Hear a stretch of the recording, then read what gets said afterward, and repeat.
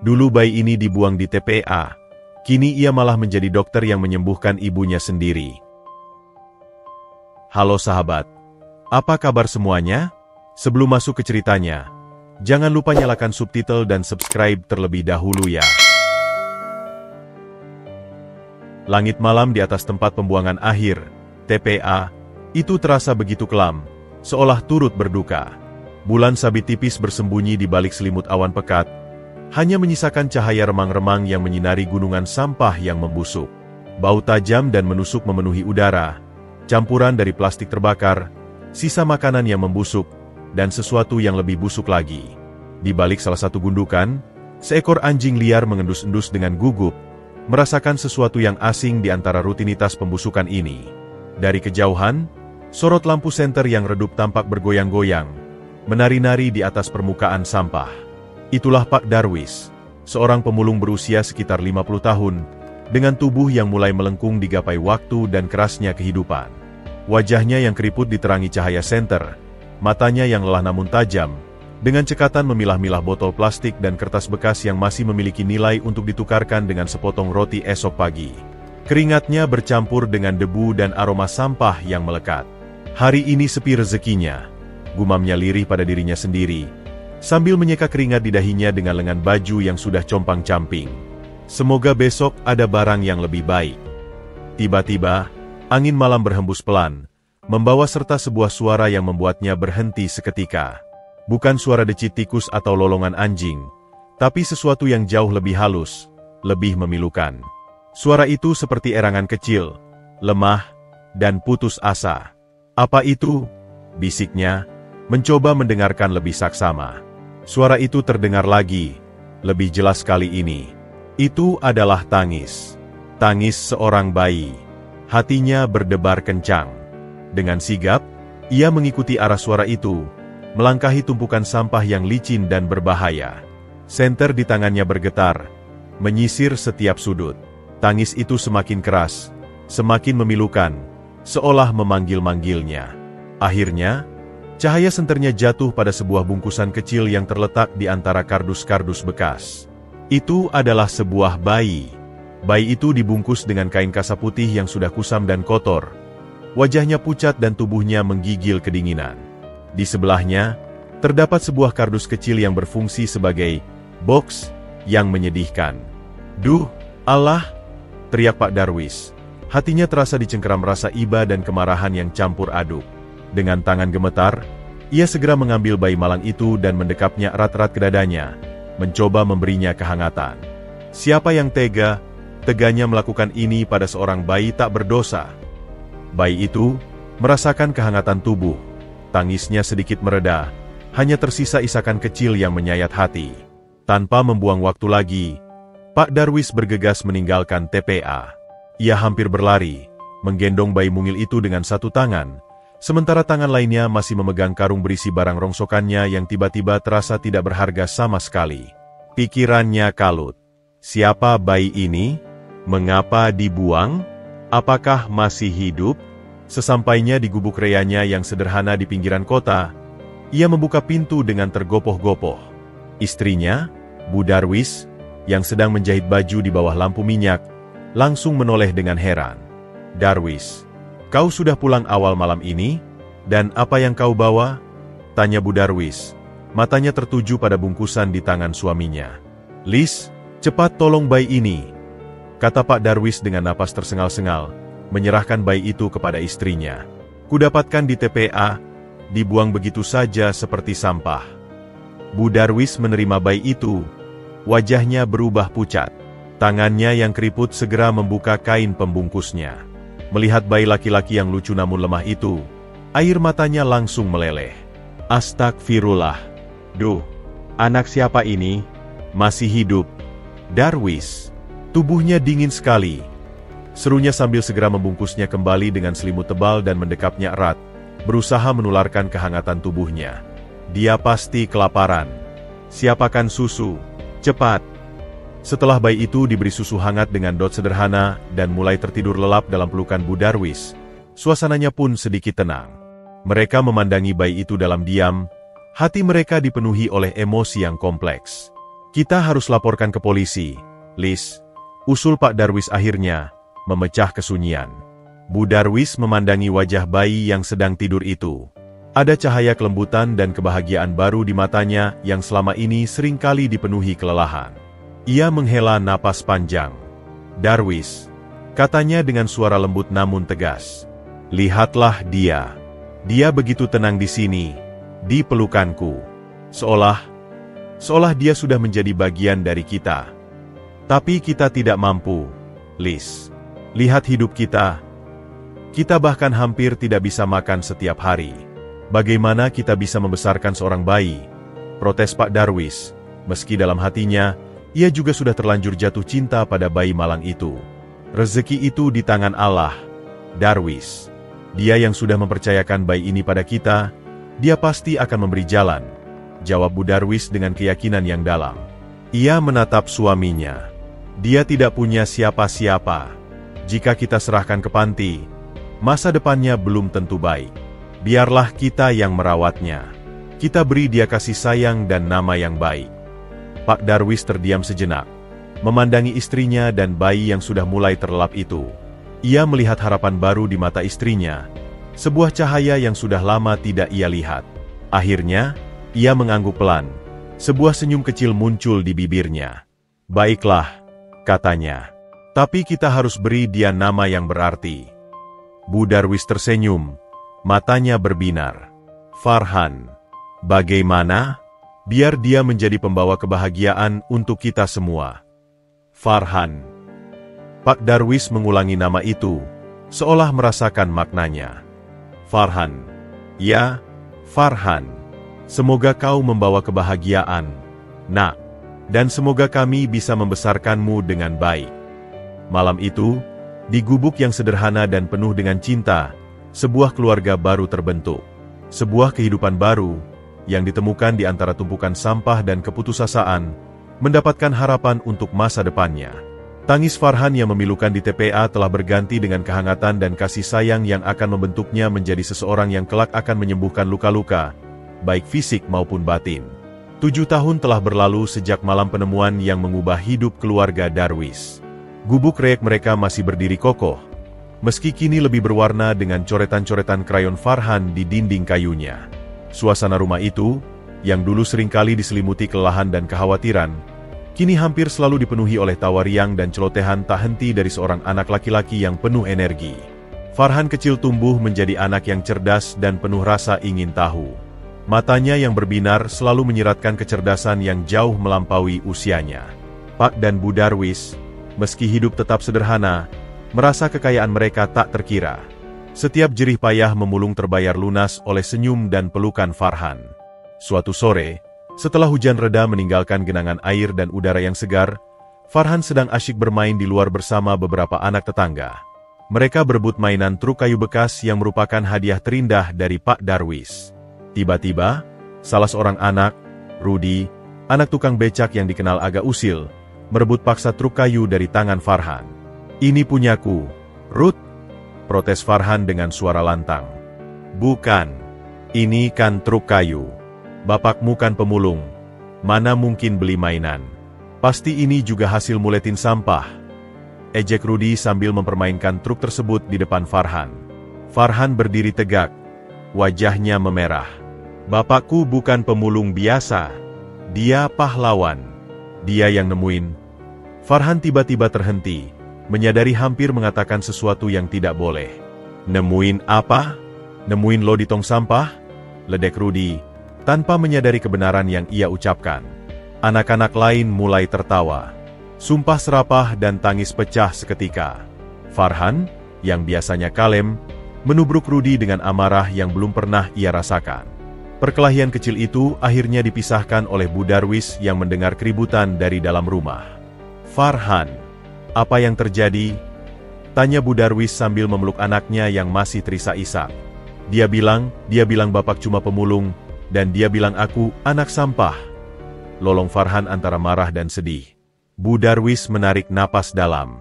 Ia menatap Rudy yang kini tampak menyesal. Pulang saja, Rudy. Main yang baik-baik lain kali. Setelah anak-anak lain bubar, Ia membawa Farhan yang masih terseduh-seduh masuk ke dalam rumah. Malam itu, setelah Farhan agak tenang, Pak Darwis pulang dengan wajah lelah namun tetap berseri melihat anaknya. Melihat mata Farhan yang masih merah, ia bertanya, "Ada apa dengan mata penerang hati Bapak ini?"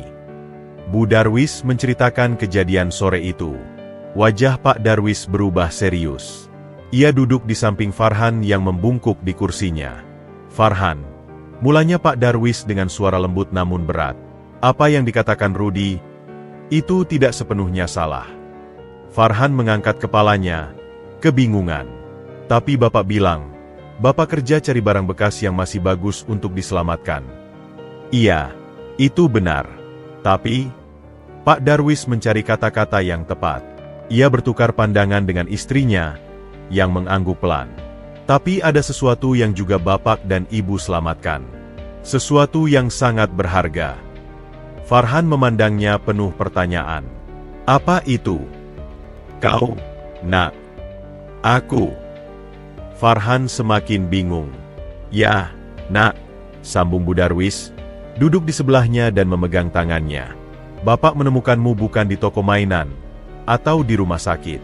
Bapak menemukanmu di sebuah tempat orang membuang barang yang sudah tidak mereka inginkan lagi." Farhan terdiam, matanya berusaha memahami. "Maksud Ibu, di TPA? Seperti tempat Bapak kerja?" Pak Darwis mengangguk. Hatinya sakit melihat kebingungan di mata anaknya. "Iya, Nak, di TPA. Kau masih sangat kecil, hanya beberapa hari, dibungkus kain sederhana, dan ditinggalkan begitu saja." Air mata mulai menggenang di mata Farhan.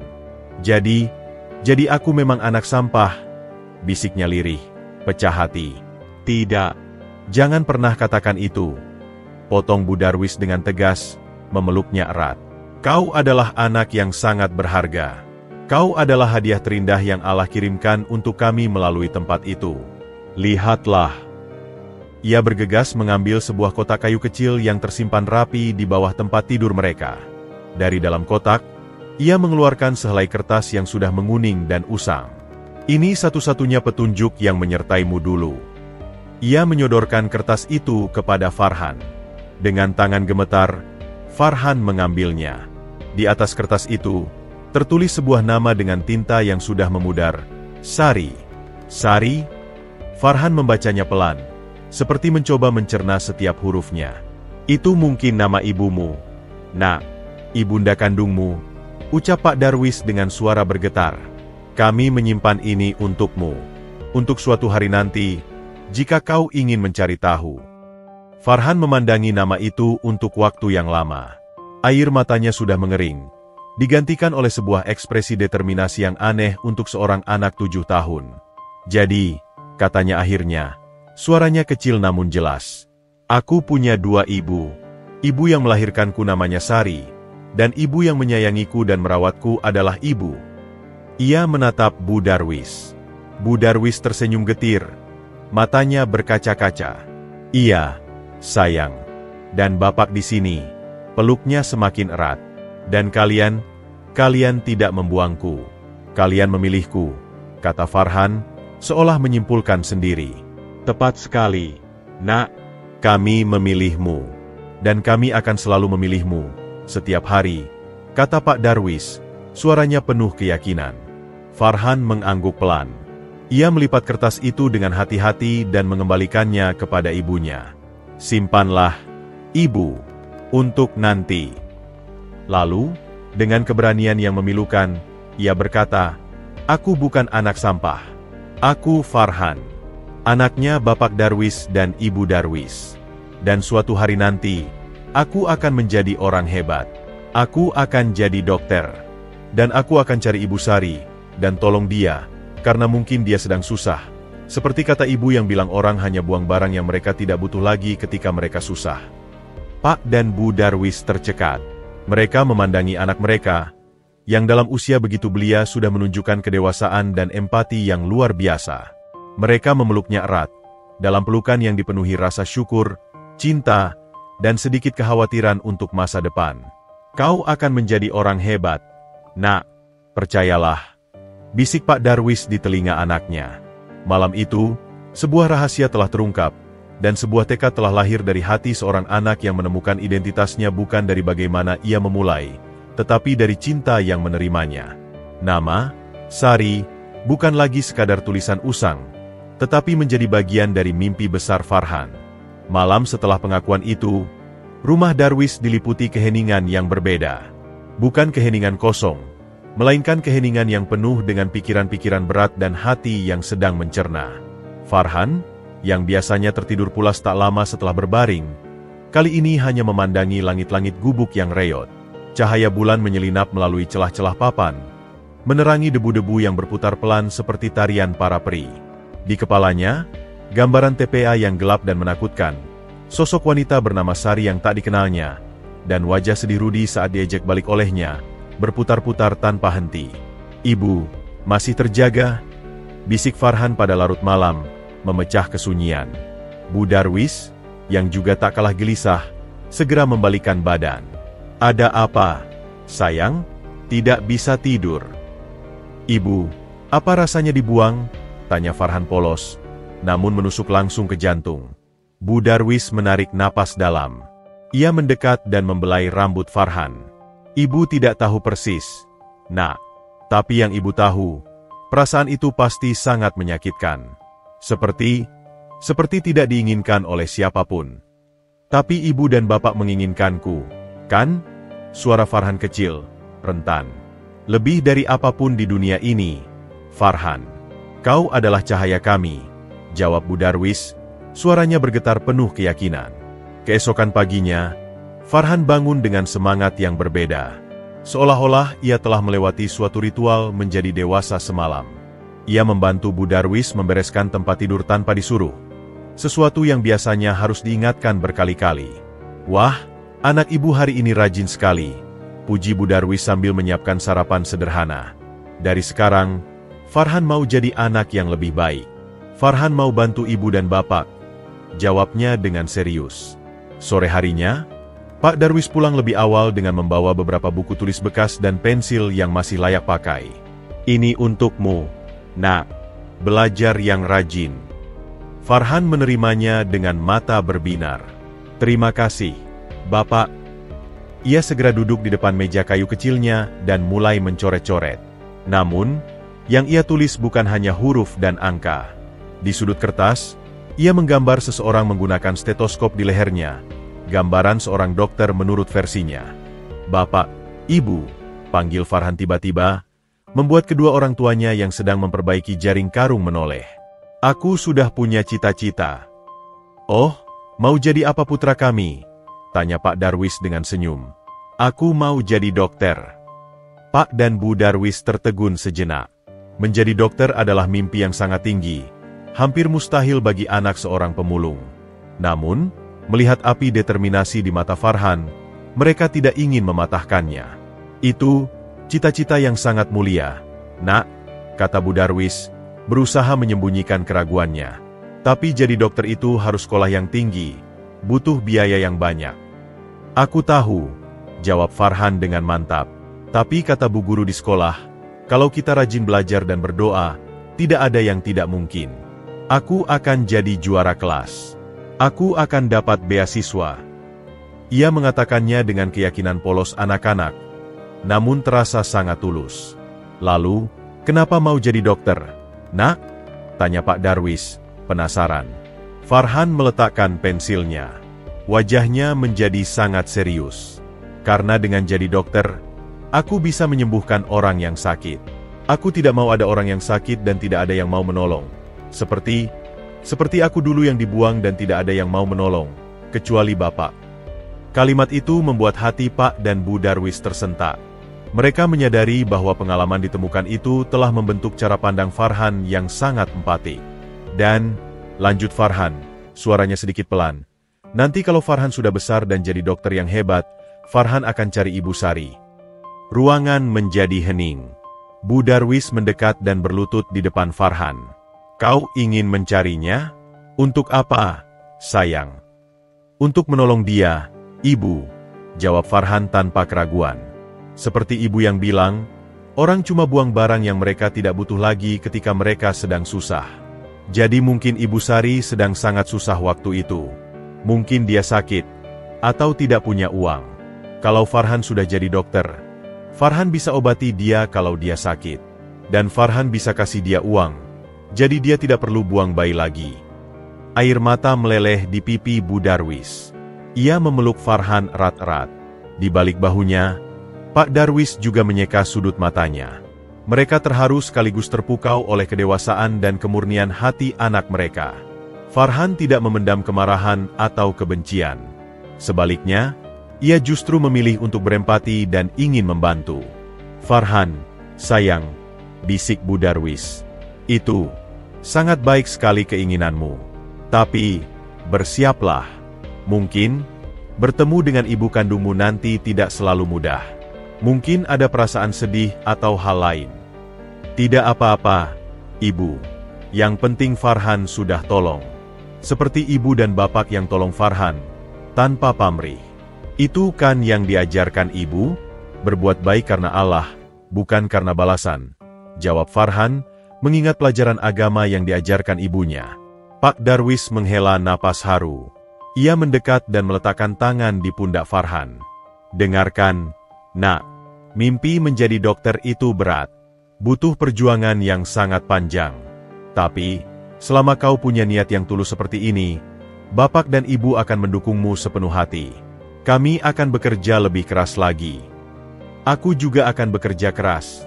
Bapak, aku akan bantu Bapak memulung setelah sekolah," seru Farhan bersemangat. "Tidak, Nak," potong Bu Darwis. "Tugasmu adalah belajar. Biar Bapak dan Ibu yang urusan cari rezeki. Kau fokus saja pada bukumu. Itu yang paling berharga yang bisa kau lakukan untuk kami." Malam itu, di meja makan sederhana, sebuah sumpah disaksikan oleh langit malam. Seorang anak lelaki berjanji untuk membalas kebaikan dengan cara yang luar biasa. Dan dua orang tua, dengan sumber daya yang terbatas, berjanji untuk mengerahkan seluruh sisa hidup mereka untuk mengantarkan anak itu meraih bintang-bintang. Mimpi menjadi dokter bukan lagi sekadar cita-cita anak kecil. Itu telah menjadi sebuah misi, sebuah janji pengabdian, yang bersemi dari hati paling tulus seorang Farhan.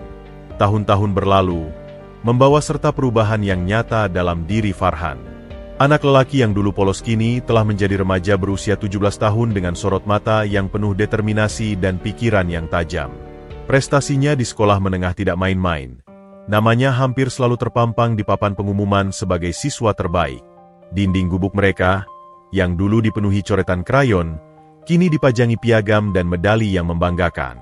Namun, di balik setiap piagam itu, tersimpan perjuangan yang tidak terlihat. Setiap pagi, jauh sebelum fajar menyingsing, Farhan sudah bangun. Sementara teman-temannya mungkin masih terlelap, ia sudah duduk di bangku kayu kecilnya, membuka buku-buku pelajaran di bawah cahaya lampu minyak yang terbatas. Listrik adalah kemewahan yang tidak selalu mereka miliki. "Farhan, istirahatlah sebentar. Matamu sudah merah." Suara Bu Darwis yang khawatir seringkali menyelingi heningnya subuh.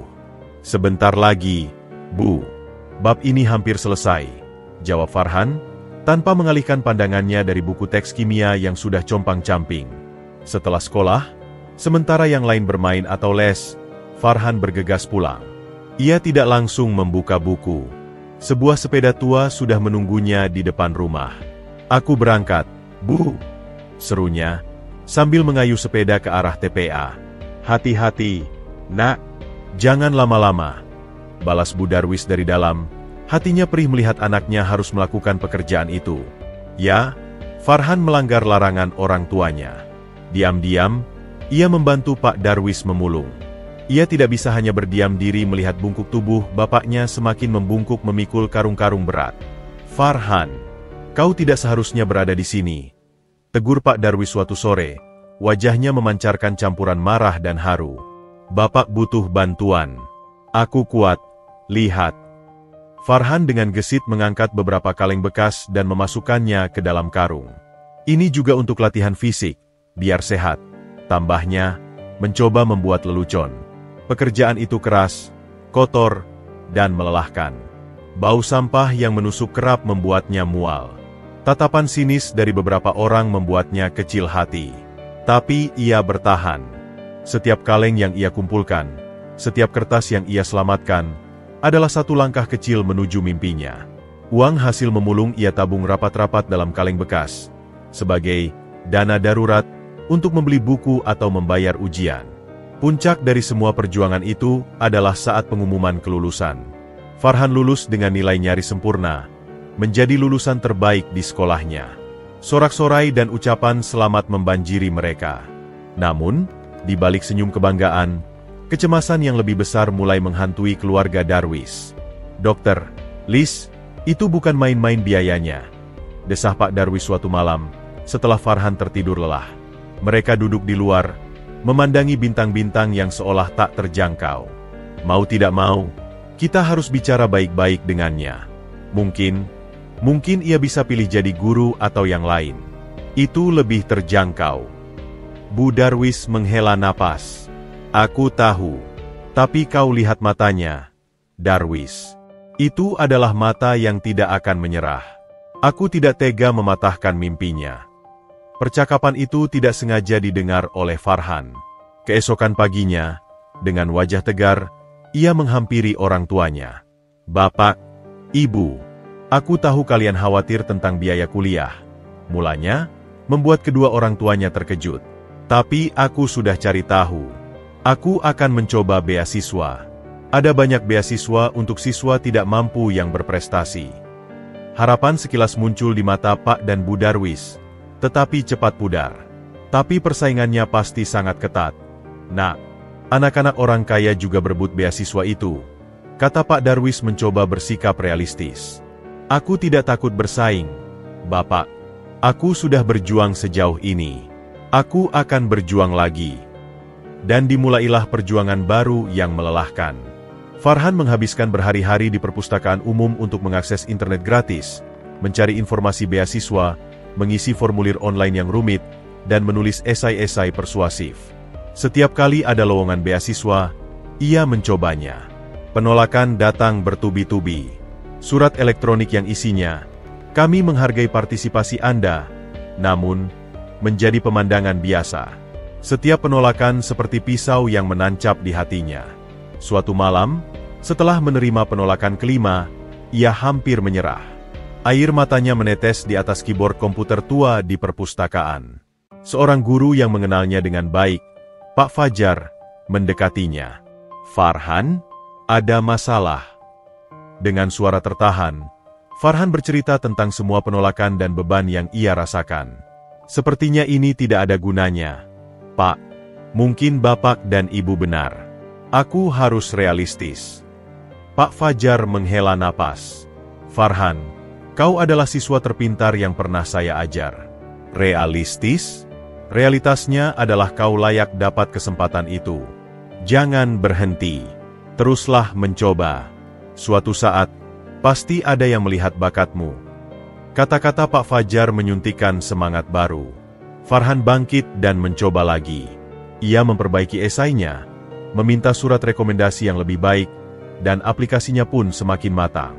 Hingga pada suatu sore, ketika Pak Darwis sedang memperbaiki atap yang bocor dan Bu Darwis sedang menjahit, sebuah sepeda motor berhenti di depan gubuk mereka. Seorang tukang pos mengacungkan amplop coklat tebal. "Surat untuk Farhan Darwis," katanya. Jantung Bu Darwis berdebar kencang. Ia memanggil Farhan yang sedang belajar di dalam. Dengan tangan gemetar, Farhan membuka amplop itu. Matanya menyusuri setiap baris kalimat. Lalu, air mata mulai menggenang di matanya. Pipinya basah. "Gagal lagi, ya, Nak?" bisik Pak Darwis, turun dari atap, hancur. Farhan menggelengkan kepalanya pelan. Ia tidak bisa bicara. Ia hanya menyodorkan surat itu kepada orang tuanya. "Dengan hormat, kami berbesar hati mengumumkan bahwa Anda, Farhan Darwis, telah diterima dalam program beasiswa penuh cendekia untuk melanjutkan pendidikan di Fakultas Kedokteran Universitas Negeri." Bu Darwis menjatuhkan dirinya ke kursi, terisak-isak. Pak Darwis memeluk Farhan erat-erat. Tangisnya yang keras melepaskan semua ketegangan dan kekhawatiran selama ini. "Kau berhasil, Nak. Kau benar-benar berhasil." Serunya antara terisak dan tertawa. Di tengah pelukan dan tangis bahagia itu, Farhan berbisik lirih. Ini baru awal, Bapak. Aku berjanji, aku tidak akan menyia-nyiakan kesempatan ini. Perjuangan untuk mendapatkan tiket masuk telah dimenangkan. Namun, perjalanan yang sesungguhnya, perjalanan untuk menjadi seorang dokter, baru saja akan dimulai. Hari-hari setelah pengumuman beasiswa itu seperti berjalan dalam mimpi bagi keluarga Darwis. Kabar bahagia itu menyebar cepat di lingkungan mereka, dari tetangga ke tetangga, hingga membuat para pemulung lain di TPA ikut merasa bangga. Farhan, anak yang mereka lihat tumbuh di antara tumpukan sampah, akan menjadi seorang dokter. Itu adalah secercah harapan bagi mereka semua. Namun, euforia itu tidak serta-merta menghapus segala kekhawatiran. Suatu malam, beberapa hari setelah surat penerimaan datang, Pak Darwis duduk termenung di depan rumah, wajahnya berkerut. "Lis, kita harus bicara," katanya pada istrinya yang sedang menyortir pakaian bekas. "Tentang apa, Darwis?" Masih tidak percaya Farhan diterima? Tanya Bu Darwis sambil tersenyum. "Bukan itu. Ini." Ia menghela napas berat. Beasiswa itu menanggung uang kuliah dan uang gedung. Tapi lihat suratnya lagi. Ia menyodorkan amplop coklat itu. Mereka tidak menanggung biaya hidup, buku, akomodasi, apalagi uang saku. Kota tempat kampusnya jauh, Lis. Hidup di sana pasti mahal. Bu Darwis mengambil surat itu dan membacanya dengan cermat. Perlahan, senyumnya memudar. Benar, beasiswa itu hanya mencakup biaya pendidikan langsung. Biaya hidup sehari-hari masih menjadi tanggungan mereka. Dia tidak bisa tinggal di rumah. Ongkos transportasi setiap hari terlalu besar. Dia harus kos di sana, gumam Bu Darwis. Hatinya mulai cemas. Tepat, dan uang sewa kos, makan, buku kedokteran yang pasti mahal, seragam, praktikum. Dari mana kita bisa dapat uang sebanyak itu? Suara Pak Darwis penuh keputusasaan. Mungkin kita harus pinjam uang. Tapi kepada siapa? Dan bagaimana kita kembalikan nanti? Percakapan suram mereka terdengar oleh Farhan yang sedang hendak keluar mengambil air. Ia berhenti di balik pintu. Hatinya terasa dicengkeram dingin. Ia begitu fokus pada kegembiraan diterima, sampai lupa mempertimbangkan detail biaya yang mengerikan itu. Mimpi yang sudah begitu dekat tiba-tiba terasa menjauh lagi. Keesokan paginya, semangat Farhan sedikit mengendor. Ia membantu Pak Darwis memilah barang rongsokan dengan wajah murung. "Ada apa, Nak?" "Biasanya semangat sekali," tanya Pak Darwis. "Bapak, tentang biaya hidup di kampus." Farhan mulai dengan hati-hati. Aku bisa kerja paruh waktu. Jadi pelayan atau apa. Jadi bapak dan ibu tidak perlu khawatir." Pak Darwis menghela napas. "Kuliah kedokteran itu berat, Nak. Waktunya sangat padat. Mana mungkin kau bisa kerja. Nanti kuliahmu terbengkalai. Percuma dapat beasiswa kalau akhirnya tidak lulus-lulus." Mereka bekerja dalam kesunyian.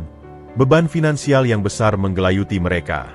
Hampir setiap malam, setelah Farhan tertidur, Pak dan Bu Darwis berbisik-bisik, menghitung setiap rupiah dari tabungan mereka yang sedikit itu, mencoba mencari solusi yang tampaknya mustahil.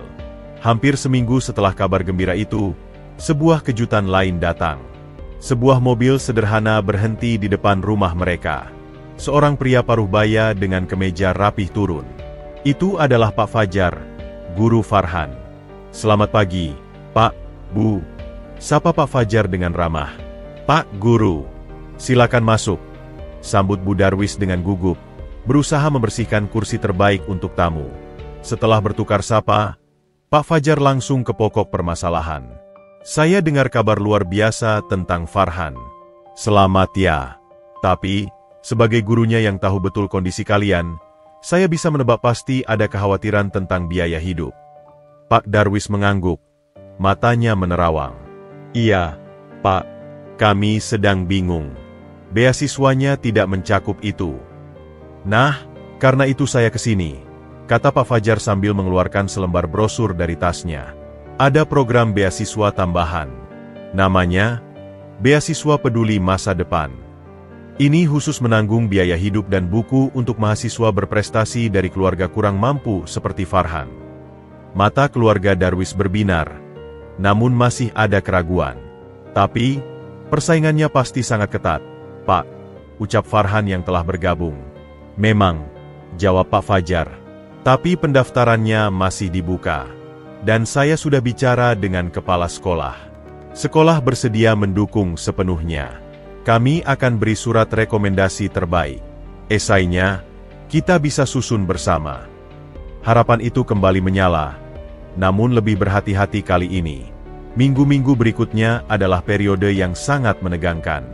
Farhan dan Pak Fajar menghabiskan berjam-jam di perpustakaan sekolah menyusun esai dan melengkapi dokumen. Setiap malam, Pak dan Bu Darwis berdoa dengan khusyuk. Hari pengumuman tiba. Kali ini, tidak ada surat yang datang. Hasilnya akan diumumkan secara online pada pukul 10 pagi. Pukul 9.30, keluarga Darwis sudah berkumpul di warung internet kecil yang ada di ujung jalan. Mereka menyewa satu komputer selama 1 jam. Tangan Farhan basah oleh keringat. Pak dan Bu Darwis duduk di sampingnya, memegangi tangan satu sama lain dengan erat. Pukul 10 tepat, Farhan dengan gemetar membuka laman website beasiswa. Jantungnya berdebar kencang hingga ia merasa semua orang bisa mendengarnya. Ia memasukkan nomor pendaftarannya. Loading berputar-putar, terasa sangat lama. Lalu, layar berubah. Sebuah halaman dengan tulisan besar muncul. Selamat. Anda dinyatakan lulus sebagai penerima beasiswa peduli masa depan angkatan ke-7. Farhan terdiam membeku. Ia tidak bisa bereaksi. Bu Darwis yang membacanya terlebih dahulu langsung menjerit haru. Alhamdulillah, diterima. Diterima, Darwis. Pak Darwis memeluk anak dan istrinya erat-erat, raitere di tengah warung internet. Tangis bahagia mereka menarik perhatian semua orang di warung. Pemilik warung pun tersenyum ikut senang. Ini benar-benar terjadi. Nak, bisik Pak Darwis, masih tidak percaya. Sekarang tidak ada lagi halangan. Kau akan jadi dokter. Farhan akhirnya bisa bereaksi. Air matanya mengalir deras. Ini berkat doa dan dukungan Bapak, Ibu, dan Pak Fajar. Ucapnya, suaranya tersendat. Aku berjanji, aku akan belajar dengan sungguh-sungguh. Aku tidak akan menyia-nyiakan ini. Mereka pulang ke rumah dengan langkah ringan, seolah seluruh dunia telah terbuka untuk mereka. Malam itu, untuk pertama kalinya dalam seminggu terakhir, mereka makan malam dengan tenang dan penuh tawa. Mimpi yang nyaris runtuh oleh realitas ekonomi, kini berdiri kokoh kembali. Titik balik telah tercapai. Perjalanan Farhan untuk menjadi seorang dokter akhirnya benar-benar dimulai, dengan bekal yang cukup dan doa yang melimpah dari keluarga kecilnya yang penuh cinta. Kampus Universitas Negeri itu bagaikan sebuah kota kecil yang berdentang dengan energi yang sama sekali asing bagi Farhan. Gedung-gedung megah berarsitektur modern menjulang, kontras sekali dengan gubuk reyanya di pinggiran kota. Lorong-lorongnya dipenuhi oleh mahasiswa dengan pakaian bagus dan gadget terkini, berbicara tentang hal-hal yang kadang tidak dipahami Farhan, mulai dari merek tas ternama hingga rencana liburan ke luar negeri. Suara riuh rendah diskusi, tawa, dan derap kaki menciptakan simfoni kehidupan kampus yang begitu hidup. Namun bagi Farhan, itu semua seperti suara yang memekakan telinga. Hari pertama perkuliahan di Fakultas Kedokteran adalah sebuah goncangan budaya yang hebat. Ia duduk di ruang kuliah besar ber-AC, sebuah kemewahan yang masih membuatnya kagum. Meja yang halus, kursi yang empuk, proyektor canggih. Semuanya begitu berbeda dengan bangku kayu dan penerangan seadanya yang ia gunakan selama ini. Hei, sit here istaken, ucap seorang mahasiswa dengan gaya sok Inggris saat Farhan hendak duduk di sebuah kursi di barisan depan. Farhan hanya mengangguk kikuk dan mencari tempat duduk lain di belakang. Ia merasa seperti ikan yang keluar dari air. Percakapan di sekitarnya tentang mobil baru, smartphone terbaru, atau pengalaman diving di Bali membuatnya merasa semakin kecil. Keadaan semakin runyam ketika perkuliahan dimulai. Dosen-dosen berbicara dengan cepat, menjelaskan konsep-konsep kompleks yang langsung membuat kepalanya pusing. Istilah-istilah Latin dalam anatomi terasa seperti bahasa planet lain. Teman-temannya sepertinya mudah menyerap semuanya, sementara ia harus berjuang ekstra keras hanya untuk mengejar kata osteogenesis imperfecta dengan benar. Suatu sore, ia menelepon rumah. Suara Bu Darwis yang hangat segera menyambut di seberang garis. Ibu, suara Farhan terdengar lirih. hampir seperti bisikan. "Farhan? Nak, ada apa? Suaramu kenapa?" tanya Bu Darwis, langsung siaga. Semuanya susah sekali, Bu," keluhnya. Suaranya mulai tercekat. "Orang-orang di sini, mereka sangat pintar. Mereka sudah tahu banyak hal. Aku merasa bodoh. Aku tidak bisa mengikuti." "Jangan berkata seperti itu, sayang," balas Bu Darwis, mencoba menenangkan. "Kau itu anak pintar. Ingat, perjuanganmu tidak mudah sampai bisa duduk di sana. Mungkin butuh waktu untuk membiasakan diri. Tapi Ibu, buku-bukunya mahal sekali. Aku harus ke perpustakaan dan antre lama hanya untuk meminjamnya. Teman-temannya punya laptop sendiri. Mereka bisa catat dengan cepat. Aku masih pakai buku tulis dan pensil." Suara Farhan penuh dengan keputusasaan yang dalam. Di ujung telepon, Pak Darwis mengambil alih. "Farhan, dengarkan Bapak. Kau tidak perlu malu dengan keadaanmu. Justru, kau harus bangga. Kau sampai di sana dengan usaha dan keringatmu sendiri, bukan karena uang orang tuamu. Itu yang lebih mulia." "Tapi Bapak..." "Tidak ada tapi. Kau kuat, Nak. Ingat TPA? Ingat bau sampah yang harus kau hadapi hanya untuk bisa membeli buku? Itu semua lebih sulit daripada duduk di kelas ber-AC. Kau sudah melawan yang lebih berat. Percayalah pada dirimu sendiri." Kata-kata orang tuanya seperti cambuk penyemangat. Keesokan harinya, Farhan bangkit. Ia menyadari bahwa ia tidak bisa mengubah latar belakangnya, tetapi ia bisa mengubah usahanya. Ia menjadi yang pertama datang ke perpustakaan dan yang terakhir pulang. Ia duduk di barisan depan di setiap kelas, berani bertanya meski dengan bahasa yang masih terbata-bata. "Maaf, dokter, bisa diulangi penjelasan tentang plexus brachialis?" tanyanya suatu kali di kelas anatomi, membuat beberapa teman sebelahnya menghela napas bosan. Dosennya, seorang profesor tua yang bijaksana, justru tersenyum. "Pertanyaan bagus, Farhan. Mari kita ulas sekali lagi."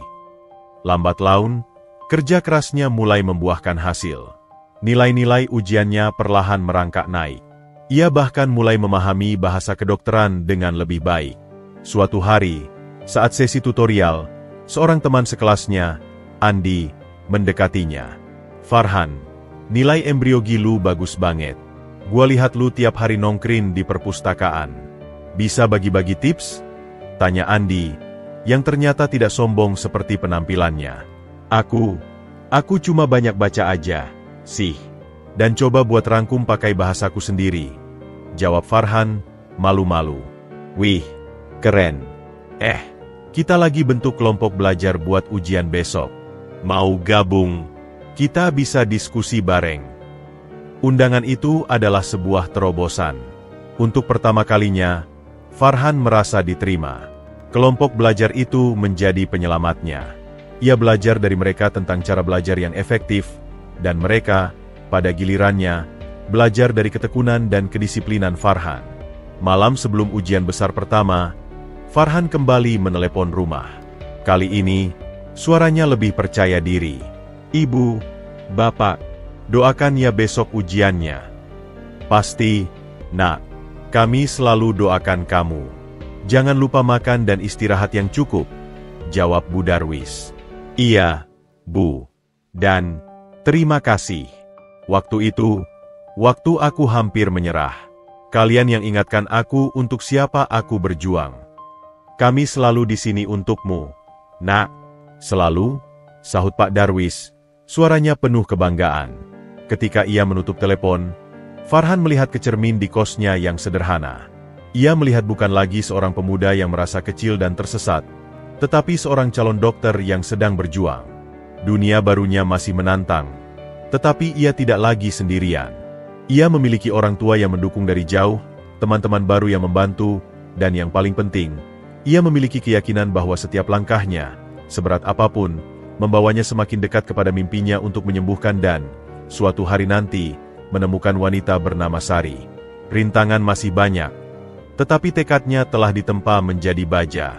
Tahun ketiga kuliah kedokteran membawa Farhan ke dalam fase baru yang lebih intens. rotasi klinis di rumah sakit.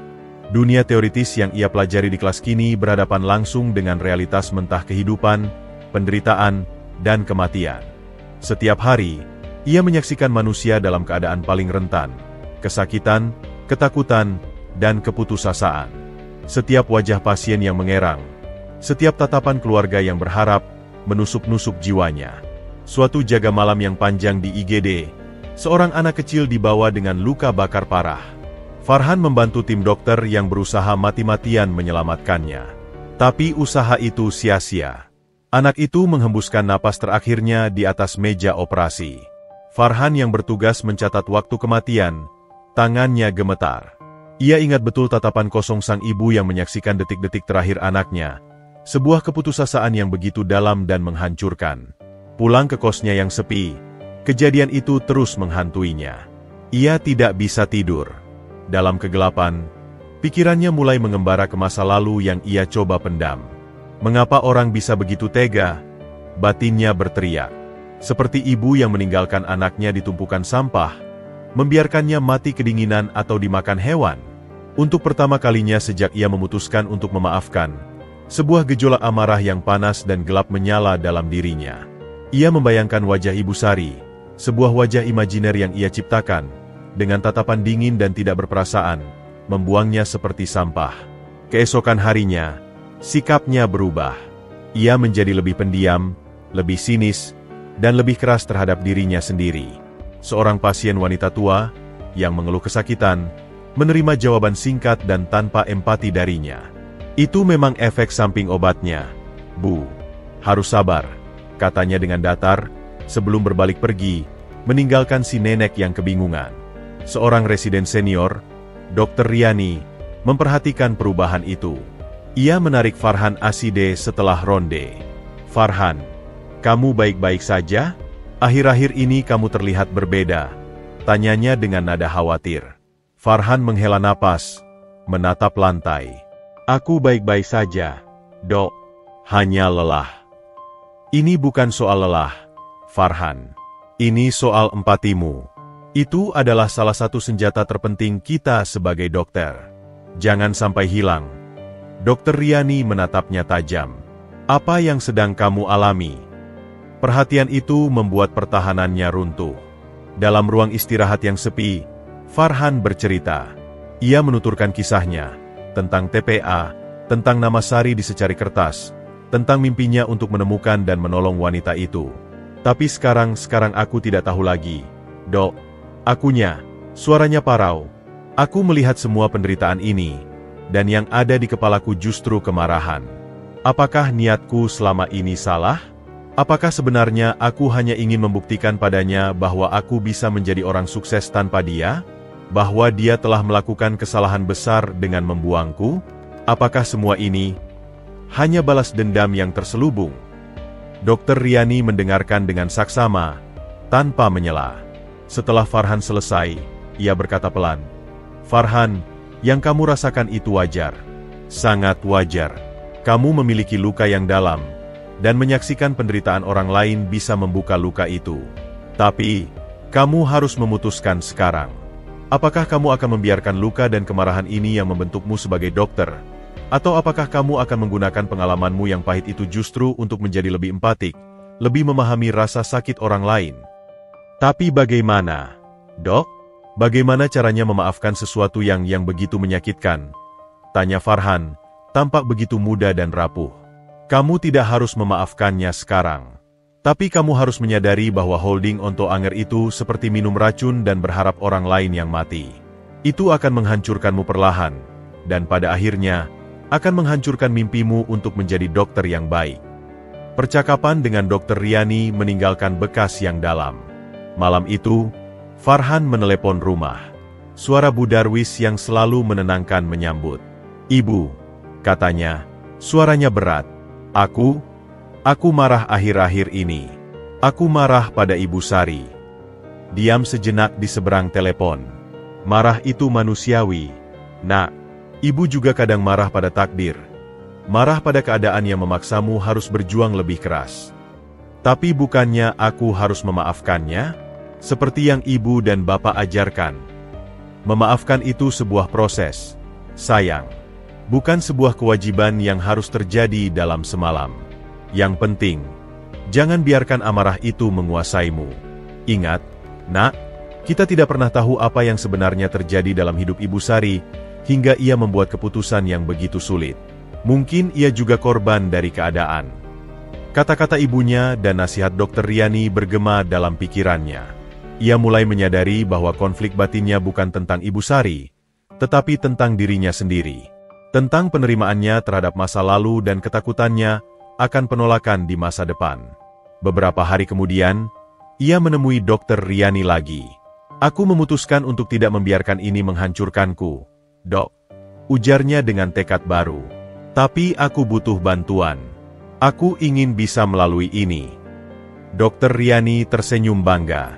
"Langkah pertama yang berani, Farhan. Aku akan carikan kamu seseorang untuk diajak bicara." Farhan memulai konseling.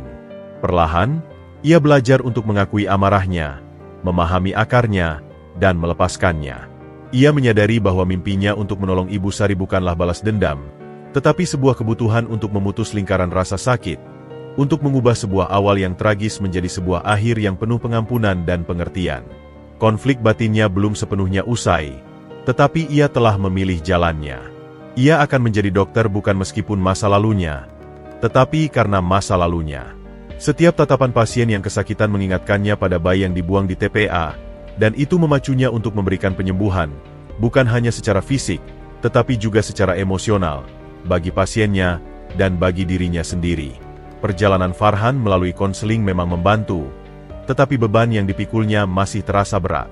Ia seperti seorang nahkoda yang telah memetakan kembali tujuannya, tetapi masih berjuang melawan ombak dan badai di laut yang ganas. Keraguan dan sisa-sisa kepahitan masih sesekali menyelinap, terutama setelah hari-hari yang sangat melelahkan di rumah sakit. Suatu sore yang hujan, Farhan mendapat giliran jaga malam. Ia duduk sendirian di ruang istirahat dokter muda. Kepalanya menunduk berat di antara tumpukan catatan pasien.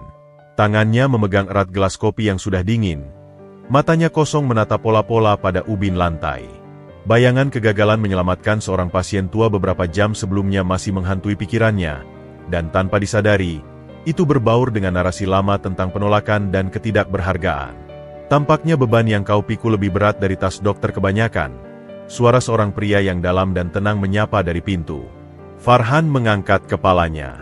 Di sana berdiri Dr. Arif, seorang dokter senior yang sudah beruban, terkenal karena keahliannya yang luar biasa di bidang penyakit dalam dan, yang lebih penting, karena kebijaksanaan dan ketenangannya yang legendaris. Wajahnya dipenuhi kerutan yang seolah-olah menceritakan setiap nyawa yang pernah diperjuangkannya. "Dr. Arif, maaf, saya tidak menyadari." Farhan buru-buru berdiri, sedikit grogi.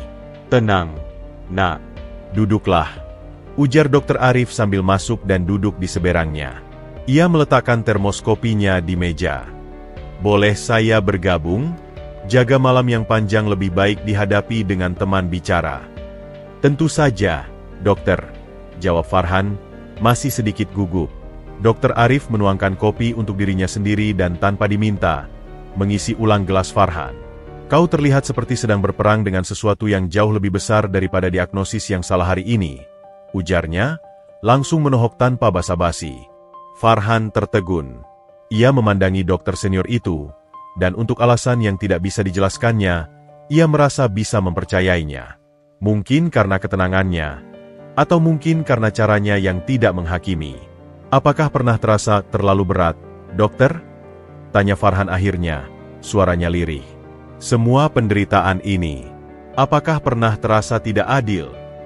Dr. Arif menghela napas perlahan, menatap jauh ke depan. "Setiap hari, Nak, setiap hari terasa tidak adil. Tapi pertanyaannya adalah, apa yang kita lakukan dengan ketidakadilan itu?" Ia memalingkan pandangannya kepada Farhan. "Kau bisa membiarkannya menggerogotimu, membuatmu pahit dan sinis. Atau kau bisa menggunakannya sebagai bahan bakar untuk berbuat lebih baik, untuk menjadi cahaya bagi orang lain yang juga merasakan kegelapan yang sama." Farhan diam untuk beberapa saat, berjuang melawan luapan emosi yang mendidih di dadanya. "Bagaimana caranya, dokter? Bagaimana caranya tidak menjadi pahit ketika..." ketika kau sendiri adalah korban dari ketidakadilan itu. Tanpa bisa menahannya lagi, cerita itu mengalir keluar. Kisah tentang TPA, tentang secari kertas bertuliskan, Sari, tentang mimpi masa kecilnya untuk menyembuhkan dan memaafkan, dan tentang konflik batinnya yang sekarang, keraguan apakah niatnya tulus atau hanya kedok untuk balas dendam. Dr. Arif mendengarkan dengan perhatian penuh, tanpa satu kata pun interupsi. Setelah Farhan selesai, ruangan itu tenggelam dalam keheningan yang nyaman, hanya diisi oleh deruhan hujan di luar jendela. Farhan, Dr. Arif mulai. Suaranya sangat lembut namun penuh wibawa. Kisahmu, itu bukanlah kelemahan. Itu adalah kekuatanmu yang paling besar. Farhan mengerutkan kening, bingung. Kekuatan? Rasanya seperti kutukan. Dokter. Bukan, bantah Dr. Arif tegas. Kau tahu lebih dalam daripada kebanyakan orang di sini tentang apa artinya terluka, ditolak, dan tidak diinginkan. Kau telah merasakan luka yang paling primordial. Luka ditinggalkan. Dan itu memberimu sesuatu yang tidak bisa diajarkan di buku teks manapun. Empati yang dalam dan otentik. Ia melanjutkan, kedokteran, nak, bukanlah soal membalas dendam. Ini bukan tentang membuktikan pada siapapun bahwa mereka salah. Ini adalah tentang memberikan kesembuhan, bahkan, dan terutama, kepada mereka yang mungkin tidak pantas menerimanya menurut ukuran kita. Dr. Arif menatapnya dalam-dalam. Kau ingin menemukan ibumu dan menolongnya?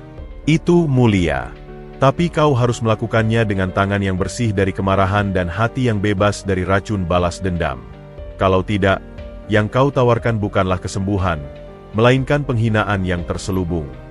Kata-kata Dr. Arif menggema di dalam jiwa Farhan, menyentuh bagian paling dalam yang selama ini ia coba abaikan. Jadi, apa yang harus saya lakukan, dokter?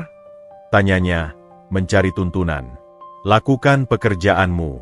Fokuslah pada setiap pasien yang ada di depanmu. Lihatlah mereka bukan sebagai sekadar kasus, tetapi sebagai manusia yang sedang menderita, seperti dirimu dulu. Setiap kali kau merasakan kemarahan itu datang, alihkan menjadi belas kasih. Berlatihlah memaafkan, dimulai dari hal-hal kecil. Suatu hari nanti, ketika kau akhirnya bertemu dengan ibumu, kau akan melakukannya bukan sebagai seorang korban yang marah, tetapi sebagai seorang penyembuh yang utuh. Percakapan itu berlangsung hingga larut malam.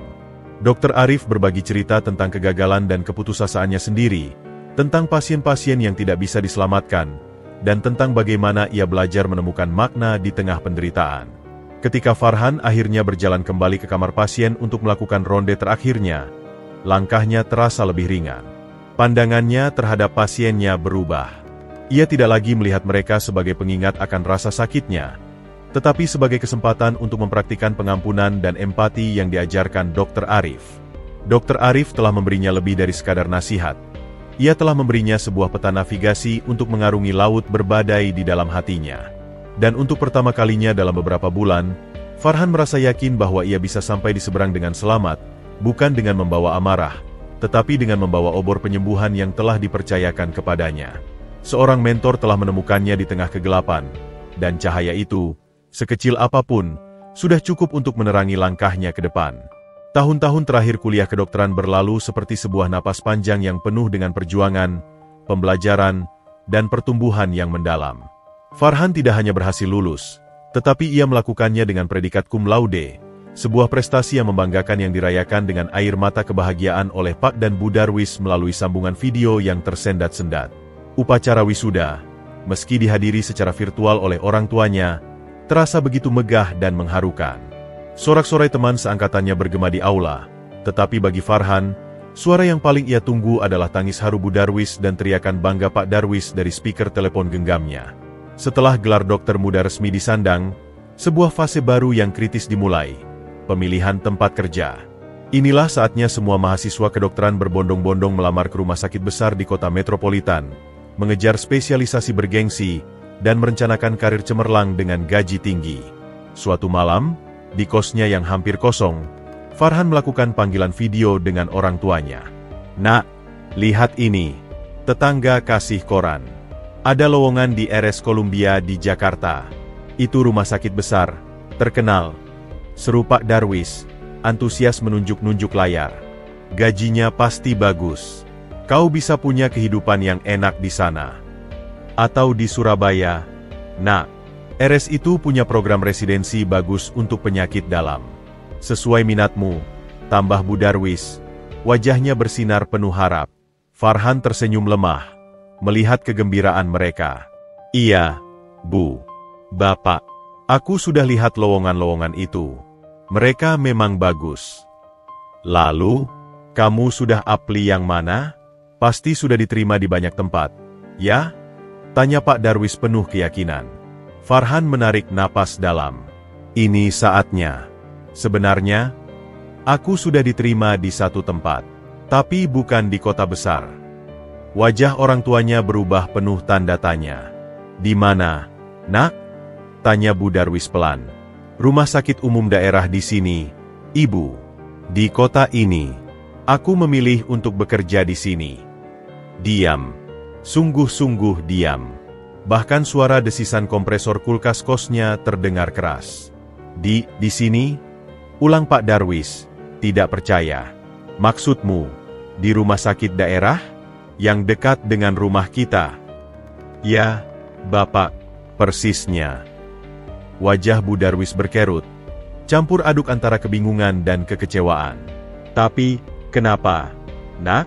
Setelah susah payah lulus dengan nilai bagus, setelah semua perjuangan, kenapa tidak memilih yang lebih baik, yang lebih menjanjikan? Menjanjikan untuk apa, Bu? Tanya Farhan balik. Suaranya lembut tapi tegas. Untuk punya mobil? Untuk punya rumah besar? Itu bukan janji yang aku cari. Tapi untuk masa depanmu. Sayang, kau bisa membantu lebih banyak orang kalau kau jadi dokter spesialis di rumah sakit besar. Bantah Pak Darwis, mencoba masuk akal. Farhan mendekatkan wajahnya ke kamera. Bapak, Ibu, ingat dulu, waktu aku kecil, bilang mau jadi dokter untuk apa? Untuk menolong Ibu Sari, jawab Bu Darwis pelan. Lebih dari itu, Ibu. Waktu itu aku bilang, aku mau menolong orang yang susah. Seperti kita dulu. Farhan berhenti sejenak, memilih kata-katanya. Di rumah sakit besar di kota, aku akan menangani banyak pasien. Tapi di sini, di daerah, disinilah orang-orang seperti kita, yang tidak punya banyak uang, yang hidupnya pas-pasan, berjuang untuk mendapat layanan kesehatan. Disinilah aku dibutuhkan. Tapi kau bisa dapat pengalaman lebih banyak di tempat lain. Nak, kata Pak Darwis, masih berusaha membujuk. Pengalaman seperti apa, Bapak? Pengalaman menghadapi pasien dengan asuransi lengkap dan bisa bayar semua obat? Atau pengalaman menghadapi kenyataan pahit bahwa masih banyak orang yang tidak bisa berobat karena biaya? Suara Farhan mulai bergetar penuh emosi. Aku tidak mau jauh dari orang-orang yang kucintai. Aku tidak mau jauh dari ibu dan bapak. Dan yang paling penting, ini adalah caraku membalas semua kebaikan yang telah diberikan masyarakat sini pada kita. Mereka yang sering kasih diskon di warung, yang kasih pakaian bekas, yang doakan aku bisa kuliah. Sekarang giliranku untuk mengabdi pada mereka. Percakapan itu berlangsung hampir 2 jam. Ada air mata, ada argumentasi. Tetapi pada akhirnya, keteguhan hati Farhan dan niat tulusnya tidak bisa dibantah. Kau yakin dengan pilihan ini, Nak? Tanya Bu Darwis akhirnya, suaranya lirih, menerima. Lebih yakin dari apapun, Ibu. Ini bukan tentang menyerah atau tidak mampu. Ini tentang pilihan. Aku memilih untuk kembali ke akar. Aku memilih untuk mengabdi. Beberapa minggu kemudian, Farhan mulai bekerja sebagai dokter muda di RSUD setempat. Pilihannya menuai beragam reaksi. Beberapa temannya menyayangkan, menganggapnya membuang potensi. Tetapi banyak juga, terutama para dosen dan mentornya seperti Dr. Arif, yang memberinya apresiasi tinggi. Hari pertama kerjanya sangat berbeda dari yang ia bayangkan. Ruang gawat daruratnya kecil dan peralatannya terbatas. Namun, kepuasan yang ia rasakan jauh lebih besar. Ia bisa berkomunikasi dengan pasien dalam bahasa yang sama, memahami latar belakang ekonomi mereka, dan benar-benar merasakan bahwa kehadirannya berarti. Pulang ke rumah orang tuanya pada akhir pekan, ia disambut dengan pelukan hangat. Lihat, ini dokternya kita, kata Pak Darwis. Matanya berkaca-kaca, Semua keraguan telah hilang dan digantikan oleh kebanggaan yang tak terhingga. "Sudah makan, dokter? Istirahat yang cukup ya?" sambut Bu Darwis. Masih belum terbiasa memanggil anaknya, dokter. Farhan tersenyum, merasa lengkap. Ia telah sampai pada sebuah persimpangan dalam hidupnya, dan ia telah memilih jalan yang mungkin tidak populer, tetapi yang paling benar untuk hatinya. Pengabdiannya bukan dimulai dengan jas putih mewah di gedung tinggi, tetapi dengan stetoskop di leher dan tekad di hati, siap melayani mereka yang paling membutuhkan, di tempat di mana segalanya berawal. Dan dalam pengabdian itu, ia merasa selangkah lebih dekat untuk memahami arti sebenarnya dari memaafkan dan menyembuhkan. Bulan-bulan pertama Farhan bekerja di RSUD daerah itu seperti roller coaster emosi dan adrenalin. Ia mengalami kurva belajar yang curam, dari teori di bangku kuliah ke realitas mentah kedokteran di lapangan dengan sumber daya terbatas. Setiap shiftnya di IGD penuh dengan tantangan, mulai dari kekurangan obat esensial, alat-alat yang kadang rusak, hingga harus membuat diagnosis cepat dengan fasilitas penunjang yang minimal. Namun, justru dalam keterbatasan itu, ia menemukan kepuasan yang dalam. Setiap pasien yang berhasil ditolong, setiap senyum lega dari keluarga, adalah bahan bakar yang menguatkannya. Suatu siang, shiftnya sangat sibuk. Musim penghujan membawa wabah demam berdarah dan penyakit pernapasan. Ruang IGD penuh dengan pasien, suara tangis anak, erangan orang tua, dan teriakan tenaga medis yang berusaha menenangkan suasana berbaur menjadi satu simfoni chaos yang akrab bagi Farhan. Ia bergerak dari satu tempat tidur ke tempat tidur lainnya, wajahnya berkeringat, jas putihnya sudah sedikit ternoda. Dokter Farhan, pasien baru, perempuan, usia sekitar 50-an, sesak napas berat, saturasi oksigen turun. Seru seorang perawat, Suster Maya, dengan suara tegang. Farhan segera bergegas ke area resusitasi. Seorang wanita paruh baya terbaring lemah. Wajahnya pucat kebiruan, napasnya tersengal-sengal. Suaminya, seorang lelaki dengan ramahan beruban dan mata yang penuh kecemasan, berusaha mendekat namun ditahan oleh petugas keamanan. "Vital sign," perintah Farhan. Otaknya langsung beralih ke mode dokter. TD 80-50, nadi 130, saturasi 82% dengan nasal canula 6L. Laporkan Suster Maya dengan cepat. Ganti non-rebreather mask 15L. Pasang 4 lain. Siapkan nebulizer dengan bronkodilator. ECG monitor. Komando Farhan berderet.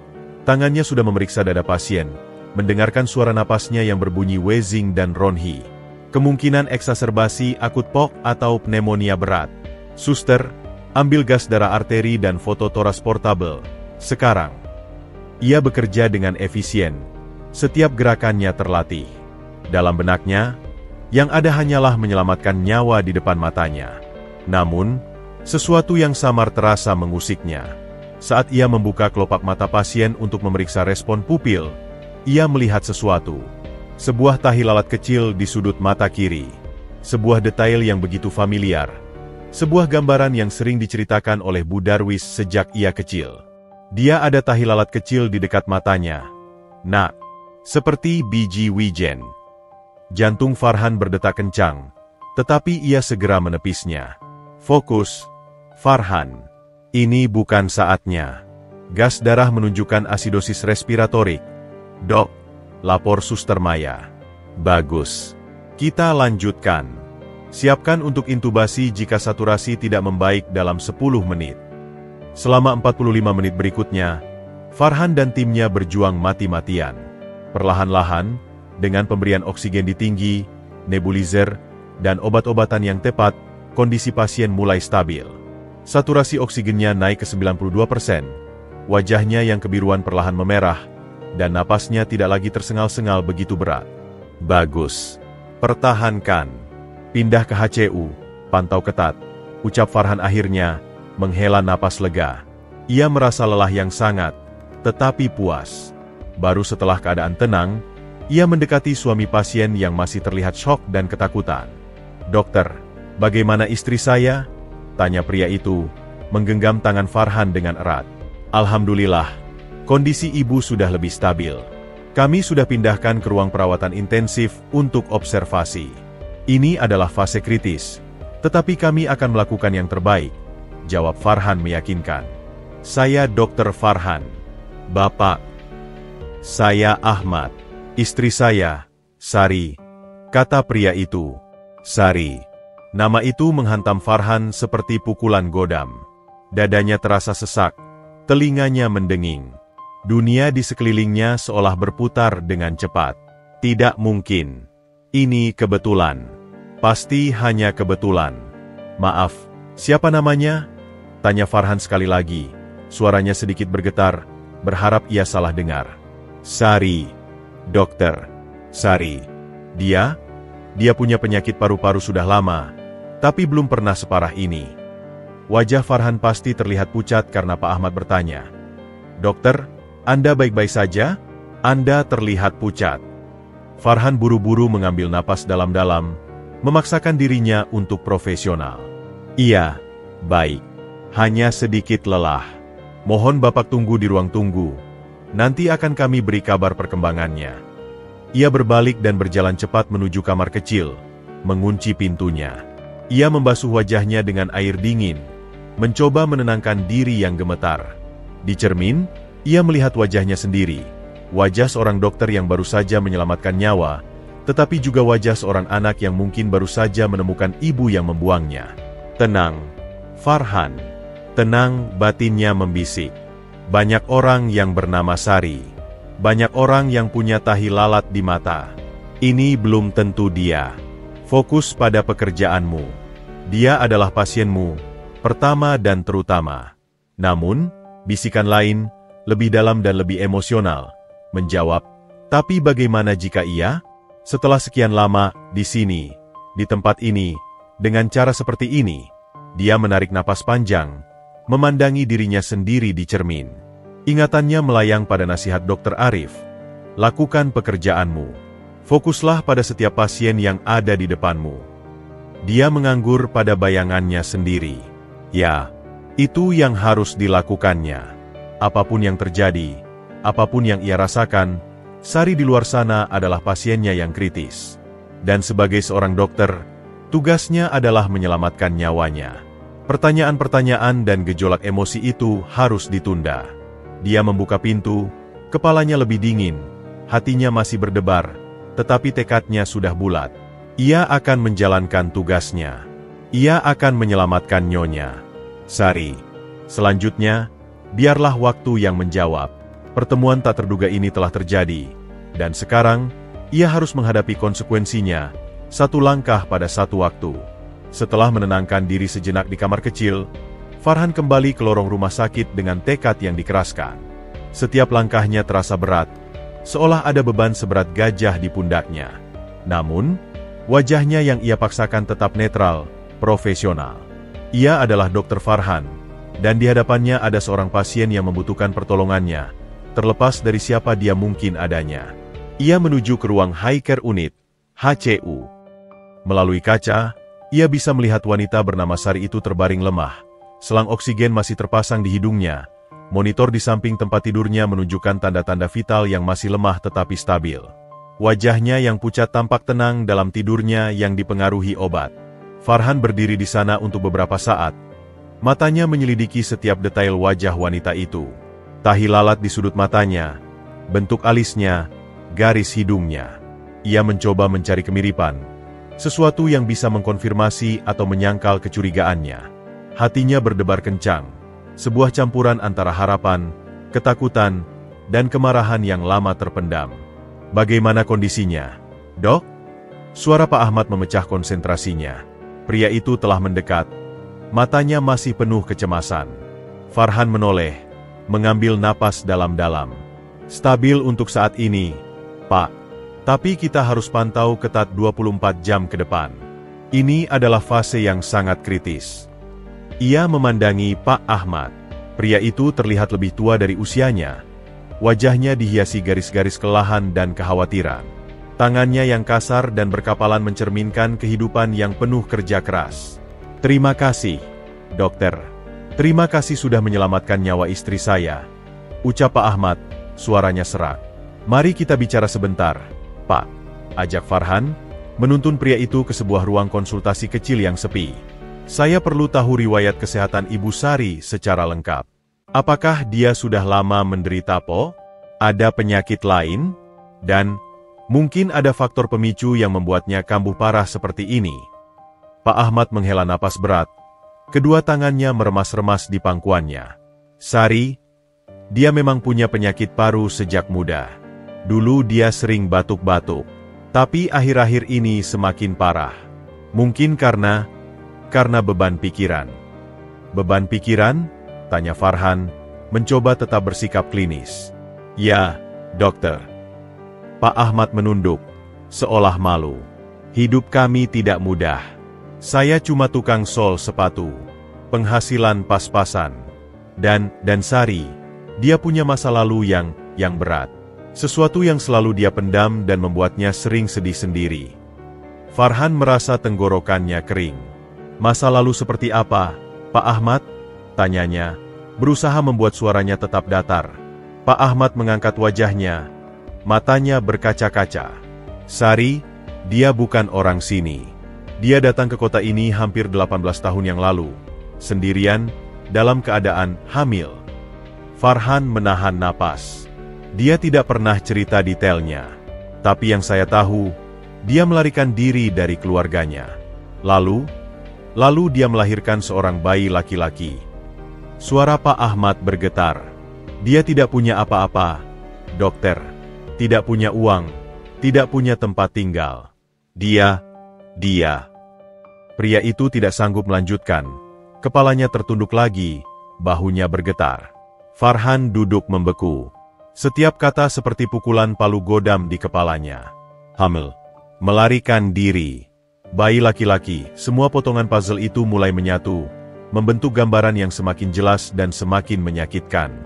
Dia apa, Pak Ahmad? Desak Farhan. Suaranya lebih keras dari yang ia intended. Dia meninggalkan bayinya. Dokter? Lolong Pak Ahmad, akhirnya menyerah pada emosinya.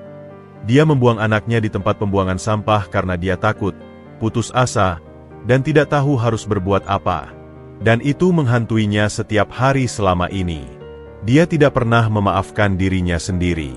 Setiap kali melihat anak kecil, setiap kali mendengar berita tentang anak terlantar, dia akan menangis dan menyalahkan diri sendiri. Itu yang membuat kesehatannya semakin memburuk.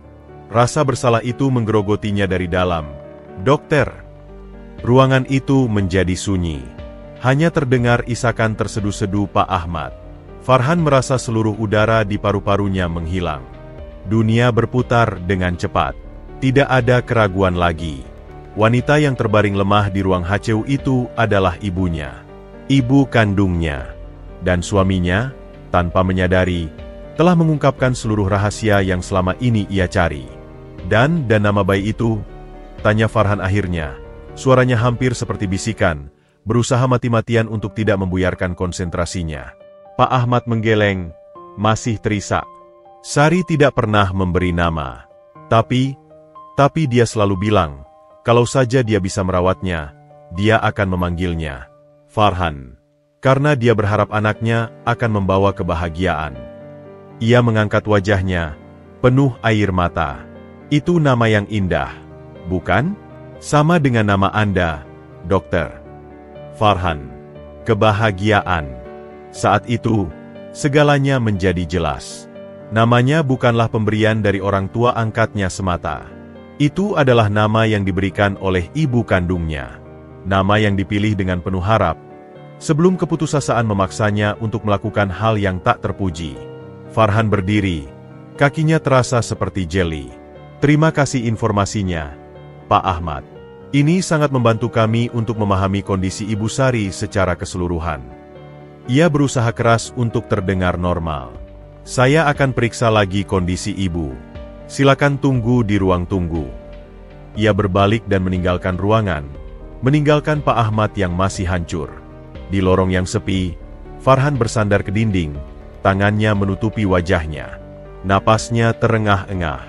Semua emosi yang ia kunci selama ini, amarah, kebingungan, rasa sakit, dan sekarang, sebuah belas kasih yang dalam dan tak terduga, membanjiri dirinya.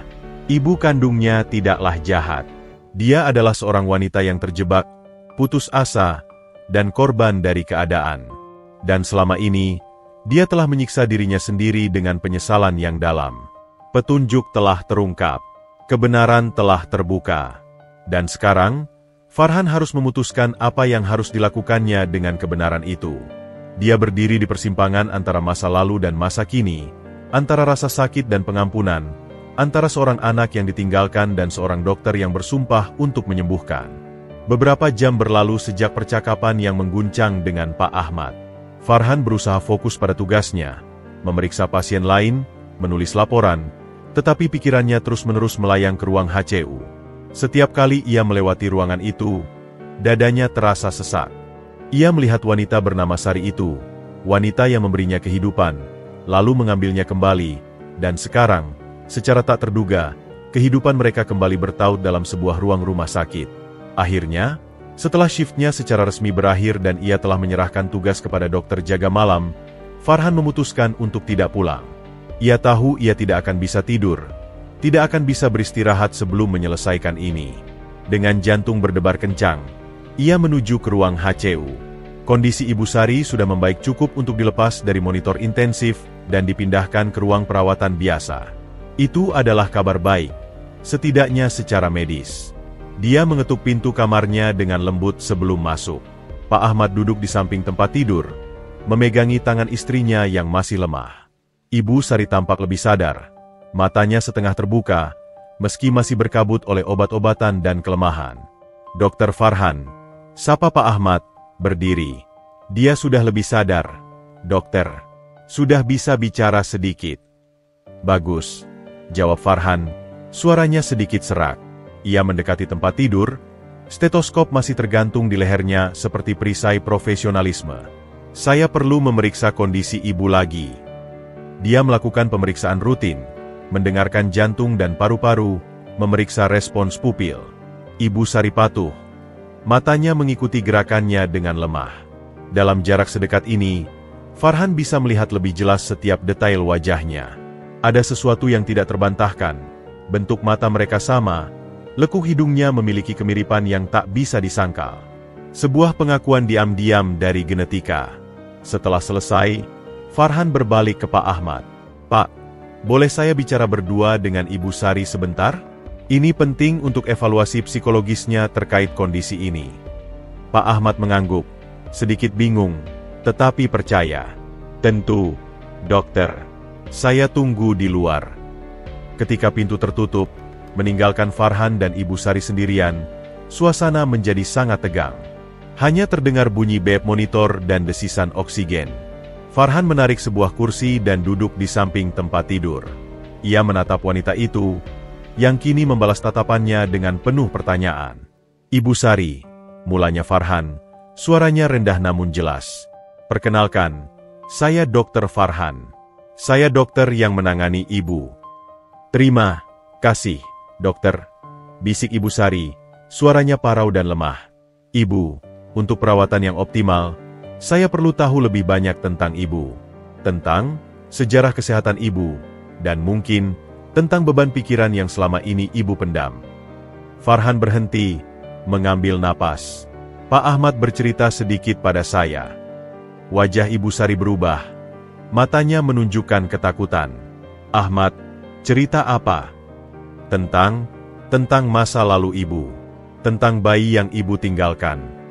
Seketika itu juga, wajah Ibu Sari berkerut. Air mata mulai mengalir dari sudut matanya, membasahi bantal. Dia cerita tentang itu, isaknya. Saya malu, dokter, sangat malu. Kenapa ibu melakukannya? Tanya Farhan, berusaha keras untuk menjaga suaranya tetap stabil. Ibu Sari menarik napas tersendat-sendat, berusaha mengumpulkan kekuatan. Waktu itu sangat muda. Sangat takut. Keluarga saya mengusir saya karena hamil di luar nikah. Pacar saya, ayah dari bayi itu, menghilang. Saya tidak punya uang, tidak punya tempat tinggal. Saya kelaparan. Setiap kata diucapkan dengan susah payah, dipenuhi dengan rasa sakit yang masih sangat nyata. Saya melahirkan sendirian, di sebuah gubuk liar. Bayi saya, dia sangat lucu, sangat sehat. Saya mencintainya. Dia terisak lebih keras. Tapi saya tidak punya apa-apa untuk memberinya makan. Saya tidak bisa memberinya kehidupan yang layak. Saya takut dia akan mati bersamaku dalam kelaparan.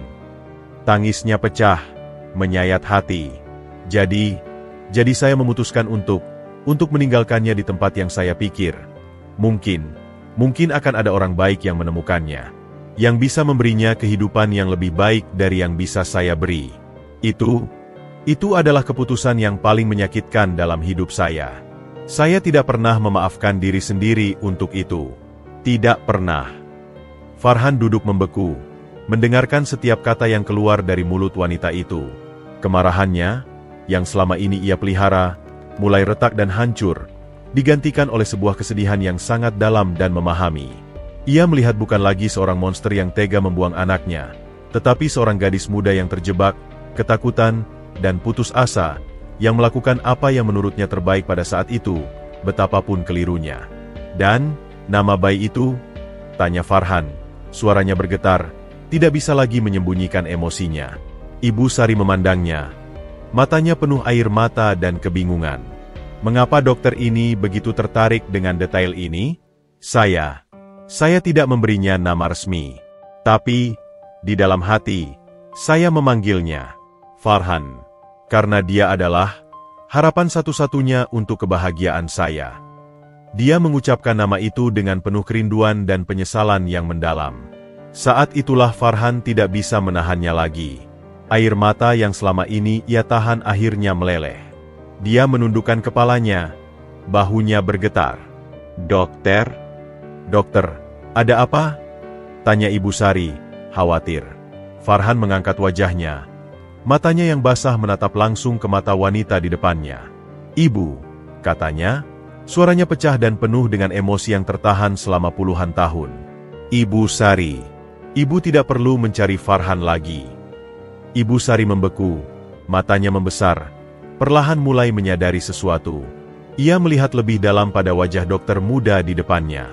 Pada matanya, pada bentuk wajahnya, pada tahi lalat di dahinya yang mirip dengan saudara laki-lakinya. Karena Farhan ada di sini, bisik Farhan, tidak sanggup mengatakan lebih keras. Saya Farhan, anak yang dulu ibu tinggalkan di TPA. Dunia seolah berhenti berputar. Ibu Sari terpana, mulutnya terbuka sedikit, napasnya tercekat. Dia melihat Farhan, dari ujung kepala sampai ujung kaki, ketidakpercayaan dan keheranan yang luar biasa terpancar dari wajahnya yang pucat. Tidak mungkin. Desisnya, hampir tidak terdengar. Itu tidak mungkin. Itu mungkin, Ibu, jawab Farhan, air matanya tidak terbendung lagi. Seorang pemulung baik hati, Pak Darwis, menemukan saya. Dia dan istrinya membesarkan saya, mengasihi saya, dan memberi saya nama Farhan, tanpa pernah tahu bahwa itu adalah nama yang ibu berikan dalam hati. Ibu Sari menggapai tangannya yang gemetar, seolah ingin menyentuh Farhan untuk memastikan bahwa ini bukanlah mimpi atau halusinasi akibat obat. Farhan, benarkah itu kamu? Isaknya pecah. Anakku. Farhan mengangguk, tidak bisa berkata-kata.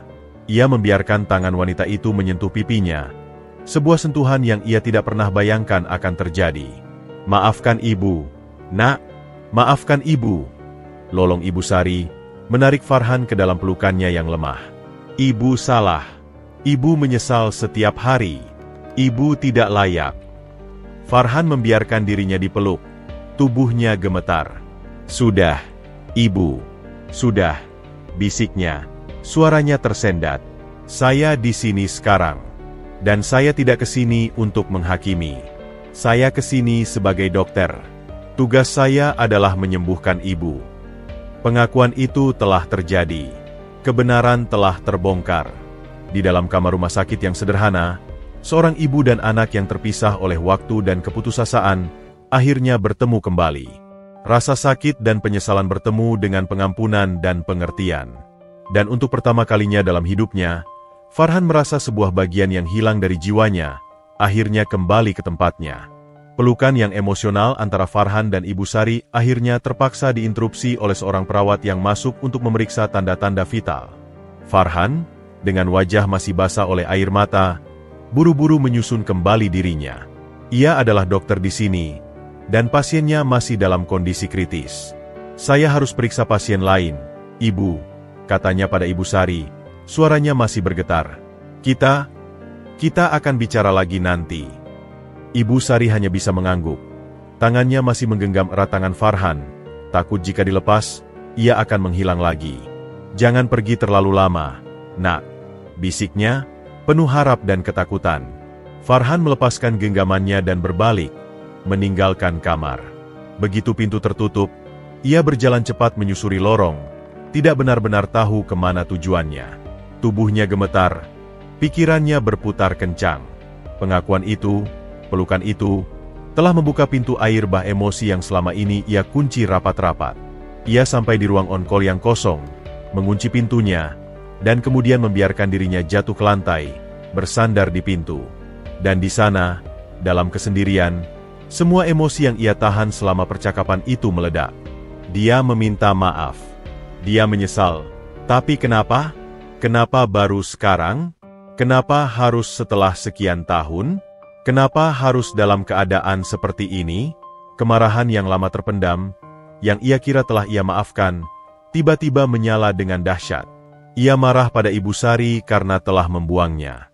Marah pada keadaan yang memaksa seorang ibu melakukan hal itu. Marah pada dirinya sendiri karena merasa lemah, karena menangis, karena masih merasakan sakit itu bahkan setelah semua tahun yang berlalu. Dia pikir dengan meminta maaf, semuanya akan baik-baik saja. Batinnya berteriak. Dia pikir air mata bisa menghapus rasa sakit puluhan tahun tumbuh sebagai anak buangan. Dia memukul lantai dengan tinjunya. Sekali, dua kali, hingga kulitnya memerah. Air mata kemarahan dan kebingungan mengalir deras.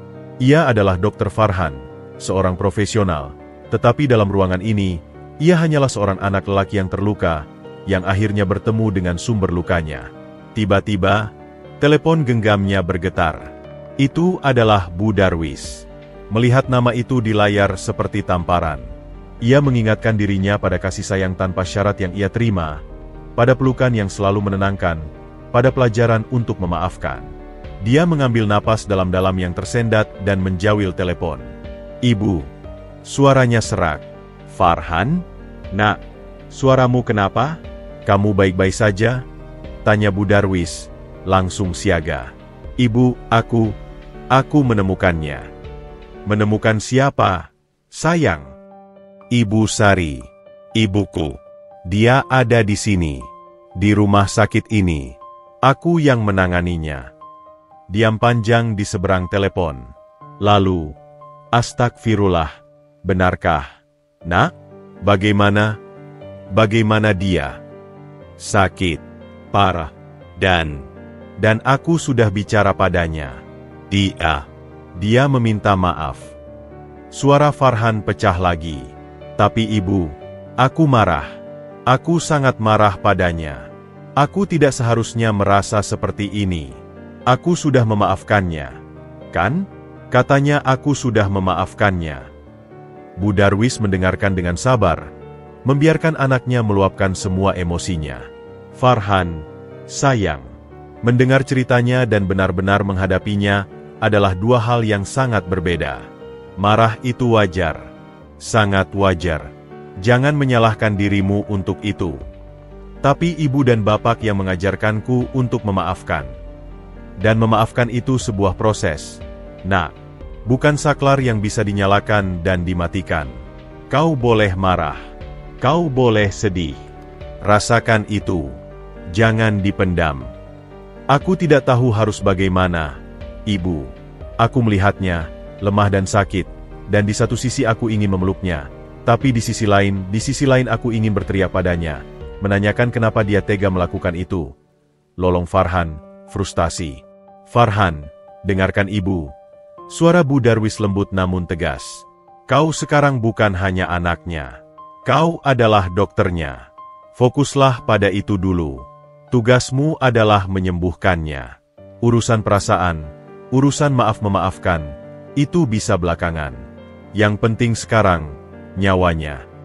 Nasihat itu seperti air dingin yang menyiram wajahnya. Ibu benar. Ia memiliki tanggung jawab profesional dan etika. Ibu Sari adalah pasiennya yang masih sangat rentan. Ibu benar, bisik Farhan, menarik napas panjang. Ibu benar. Kami akan ke sana, Nak. Bapak dan Ibu akan ke rumah sakit. Kami akan menemanimu melalui ini. Tidak, Ibu. Tidak sekarang. Biar aku yang urusi ini dulu. Aku butuh waktu untuk memproses semuanya. Baik, Nak. Tapi ingat, kami selalu di sini untukmu. Selalu. Kami mencintaimu. Setelah menutup telepon, Farhan tetap duduk di lantai untuk beberapa saat. Kemarahannya belum sepenuhnya reda, tetapi ia sudah bisa berpikir lebih jernih. Kata-kata Bu Darwis dan juga nasihat Dr. Arif kembali kepadanya. Fokus pada penyembuhan. Dia berdiri, membasuh wajahnya di wastafel, dan melihat dirinya di cermin. Matanya masih merah, tetapi sorotnya sudah lebih tegar. Ia mungkin masih marah, masih sakit, tetapi ia tidak akan membiarkan itu menghalanginya untuk melakukan tugasnya. Dia keluar dari ruangan dan berjalan menuju kamar Ibu Sari. Pak Ahmad masih menunggu di luar. Dokter, ada apa? Apakah ada masalah? Tanyanya cemas. Tidak, Pak. Saya hanya perlu memeriksa ulang, jawab Farhan, masuk ke dalam. Ibu Sari terbangun, matanya langsung mencari Farhan, penuh dengan harapan dan rasa bersalah. Farhan mendekati tempat tidur, mengambil chart medisnya. Saya perlu periksa respons ibu terhadap obat yang diberikan. Katanya, suaranya datar, profesional, namun tidak dingin. Dia melakukan pemeriksaan dengan hati-hati, menghindari kontak mata yang terlalu dalam. Ibu Sari mematuhi setiap instruksi, tetapi matanya tidak pernah lepas dari Farhan. Farhan, Nak, bisiknya, saat Farhan selesai memeriksa. Saya Dokter Farhan untuk saat ini, Ibu. Potong Farhan dengan lembut. Yang terpenting sekarang adalah kesembuhan Ibu. Kita akan fokus pada itu dulu. Ibu Sari mengangguk. Air matanya menggenang lagi, tetapi kali ini, ia mengerti. Baik, dokter. Maafkan Ibu. Farhan mengangguk. Tidak bisa berkata ket A lagi. Dia mencatat sesuatu di chart, lalu berbalik untuk pergi. Dokter, panggil Ibu Sari sekali lagi. Terima kasih. Terima kasih masih mau menolong Ibu. Farhan berhenti di pintu, tanpa menoleh. Saya akan selalu menolong pasien saya, Ibu. Itu sumpah saya. Dia pergi, meninggalkan Ibu Sari dengan perasaan campur aduk. Sakit, menyesal, tetapi juga sebuah harapan baru yang kecil. Amarah dan pengampunan mungkin masih berperang di hati Farhan, tetapi setidaknya, ia memilih untuk tidak membiarkan amarahnya menghalangi jalannya untuk menyembuhkan. Itu adalah awal. Dan untuk saat ini, itu sudah cukup. Keesokan harinya, Farhan memutuskan untuk mengambil cuti 1 hari. Ia tidak bisa membayangkan harus menghadapi Ibu Sari lagi dengan seragam dokter, menyembunyikan badai emosi di balik topeng profesionalisme. Ia butuh waktu untuk bernapas, untuk memproses, dan yang paling penting, ia butuh orang tuanya. Pagi itu, ia pulang ke rumah. Begitu pintu gubuk tua yang familiar itu terbuka, dan ia melihat wajah penuh kekhawatiran Pak dan Bu Darwis, pertahanannya runtuh. Ia jatuh ke pelukan mereka, dan untuk pertama kalinya sejak pengakuan itu, ia menangis dengan lepas, seperti anak kecil yang terluka. Sudah, Nak, sudah. Ibu di sini, bisik Bu Darwis, membelai rambutnya. Kami di sini, gumam Pak Darwis, pelukannya erat dan menenangkan. Mereka duduk di ruang tamu yang sederhana, dan Farhan menceritakan semuanya. Setiap detail, setiap kata yang diucapkan, setiap emosi yang ia rasakan. Kali ini, ia tidak menyensor apapun, kemarahannya, kebingungannya, rasa sakitnya, dan juga belas kasih yang mulai tumbuh. Jadi, apa yang akan kau lakukan sekarang, Nak? Tanya Pak Darwis setelah cerita Farhan selesai. Aku tidak tahu, Bapak. Aku benar-benar tidak tahu, jawab Farhan, kepalanya menunduk. Aku masih marah. Tapi melihat dia begitu lemah, begitu penuh penyesalan, aku juga merasa sedih. Bu Darwis memegang tangan Farhan. Farhan, sayang. Ibu dan bapak tidak pernah meragukan kebaikan hatimu. Tapi ini adalah sesuatu yang sangat besar. Dan kami pikir, kami harus bertemu dengan mereka. Farhan mengangkat kepalanya, terkejut. Bertemu? Ibu dan bapak mau bertemu Ibu Sari. Dia adalah ibu kandungmu, Nak, dan dia sedang menderita. Sebagai keluarga, dan sebagai sesama manusia, sudah seharusnya kita memberinya dukungan, kata Bu Darwis dengan bijaksana. Tapi, setelah yang dia lakukan padaku, pada kita, protes Farhan, tidak mengerti. Pak Darwis tersenyum getir. Lihat, Nak, kami seharusnya yang paling berhak marah, ya? Tapi kami tidak. Kami justru bersyukur padanya. Bersyukur. Farhan tidak percaya dengan apa yang didengarnya. Ya, bersyukur, tegas Bu Darwis. Karena jika dia tidak membuat keputusan yang sulit itu, kami tidak akan pernah memiliki kamu. Kamu adalah hadiah terbesar dalam hidup kami. Jadi, dalam cara yang aneh, kami berhutang terima kasih padanya. Kata-kata itu membungkam Farhan. Ia tidak pernah melihatnya dari sudut pandang itu. Selama ini, ia hanya melihat dari kacamata dirinya sebagai korban. Tapi orang tuanya, yang justru mengambil manfaat dari tindakan Ibu Sari, sama sekali tidak menyimpan dendam. Jadi, kita akan ke rumah sakit? Tanya Farhan akhirnya, suaranya kecil. Iya, Nak. Hari ini juga, jawab Pak Darwis, berdiri. Mari kita hadapi ini bersama-sama sebagai sebuah keluarga. Perjalanan ke rumah sakit terasa seperti perjalanan terpanjang dalam hidup Farhan. Ia duduk di antara kedua orang tuanya di angkutan umum, masing-masing sibuk dengan pikiran mereka sendiri. Sampai di rumah sakit, Farhan menuntun mereka ke kamar Ibu Sari. Jantungnya berdebar kencang. Ia tidak tahu bagaimana pertemuan ini akan berlangsung. Pak Ahmad sedang duduk di luar, terlihat lelah dan cemas. Ketika melihat Farhan dan dua orang yang jelas-jelas adalah orang tuanya, ia berdiri, bingung. Dokter, ini orang tua saya, Pak Darwis dan Bu Darwis, perkenalkan Farhan. Mereka ingin bertemu dengan Ibu Sari. Wajah Pak Ahmad berubah pucat. Ia jelas tahu siapa mereka. Oh, Wan. Baik-baik, silakan. Ia membukakan pintu dengan tangan gemetar. Ibu Sari sedang terbaring, matanya terpejam. Ketika mendengar pintu terbuka, ia membuka matanya. Pandangannya pertama kali tertuju pada Farhan, lalu beralih ke dua orang di belakangnya. Seketika itu juga, ia tahu siapa mereka. Sebuah rasa malu dan bersalah yang luar biasa menyergapnya. Ia berusaha untuk duduk, tetapi tubuhnya terlalu lemah. Tidak usah bangun, Bu, ucap Bu Darwis dengan suara lembut, mendekati tempat tidur. Kami keluarga Darwis, tambah Pak Darwis, sedikit nervous. Ruangan itu diselimuti keheningan yang tegang dan canggung. Ibu Sari tidak bisa menahan tangisnya. Maafkan saya, isaknya, berulang-ulang. Saya telah mengambil hak kalian. Saya telah menyebabkan kalian harus bersusah payah.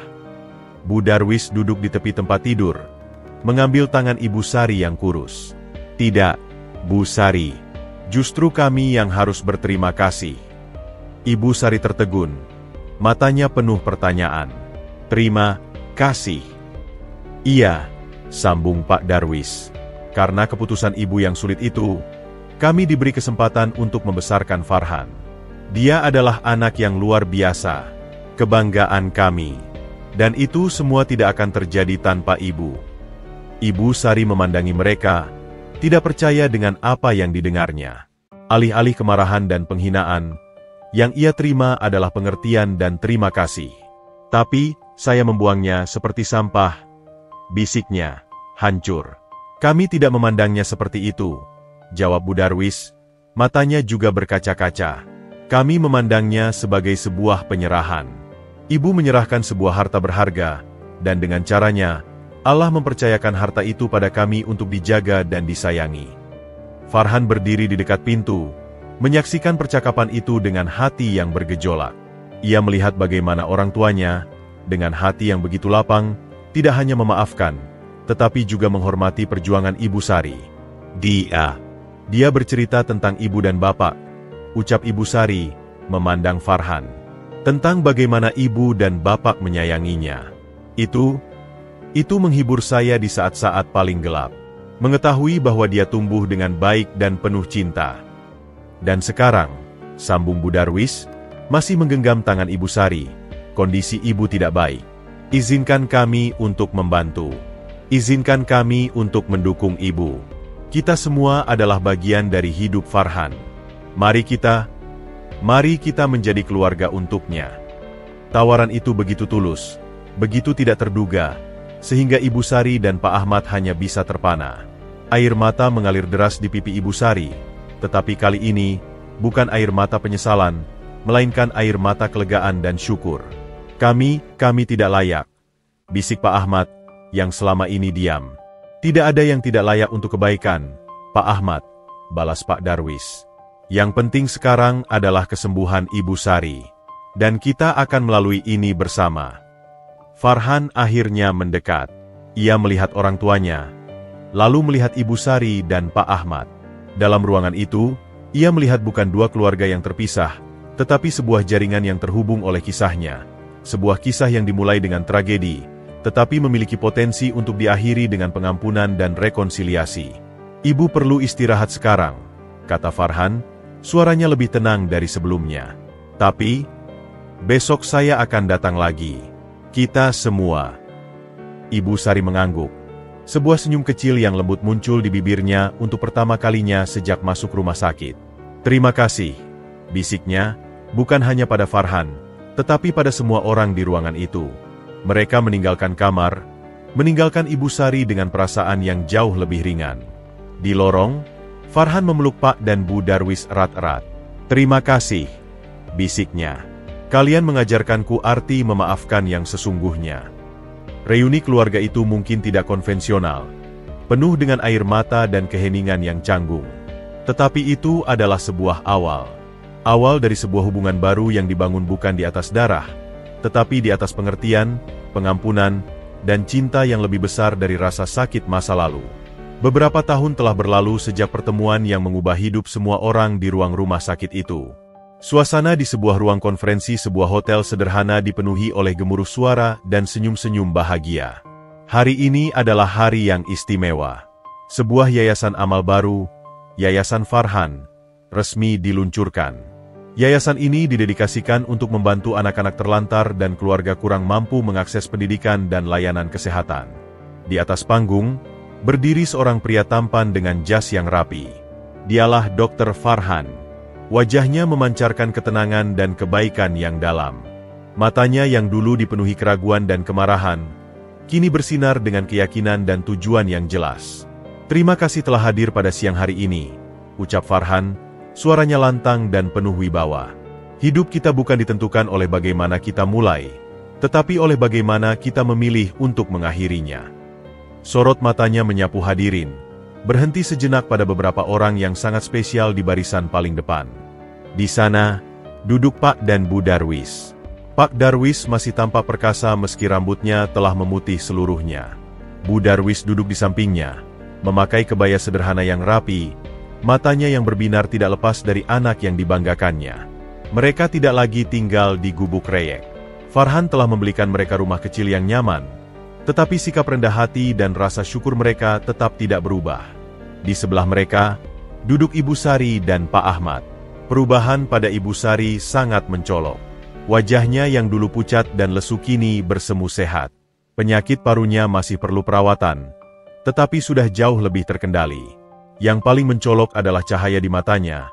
Cahaya kedamaian yang menggantikan bayang-bayang penyesalan selama puluhan tahun. Pak Ahmad duduk tegak di sampingnya, memegangi tangan istrinya dengan penuh kasih. Kehidupan mereka masih sederhana, tetapi kini diwarnai dengan kehadiran seorang anak yang mereka kira telah hilang selamanya. Pilihan untuk berbuat baik, lanjut Farhan, pilihan untuk memaafkan, dan pilihan untuk bangkit itulah yang menentukan siapa kita sebenarnya. Ucapannya disambut oleh tepuk tangan yang meriah. Farhan tersenyum, matanya kembali ke arah keluarganya. Ia melihat Bu Darwis mengusap air mata kebanggaan. Ia melihat Ibu Sari tersenyum, Sebuah anggukan kecil penuh arti. Setelah acara selesai, Farhan turun dari panggung dan langsung menuju ke mereka. Ia memeluk Pak dan Bu Darwis terlebih dahulu, erat.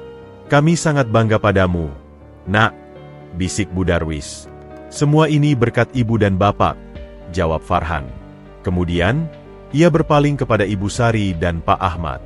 Pelukannya mungkin tidak serat sebelumnya, tetapi hangat dan tulus. "Terima kasih sudah datang, Ibu." "Pak Ahmad." "Tentu saja, Nak. Ini acara pentingmu," jawab Ibu Sari, matanya berbinar. Hubungan mereka tidak serta-merta menjadi hubungan ibu dan anak yang normal. Itu mustahil, mengingat sejarah mereka. Tetapi mereka telah menemukan sebuah dinamika yang nyaman. Ibu Sari adalah bagian dari hidupnya.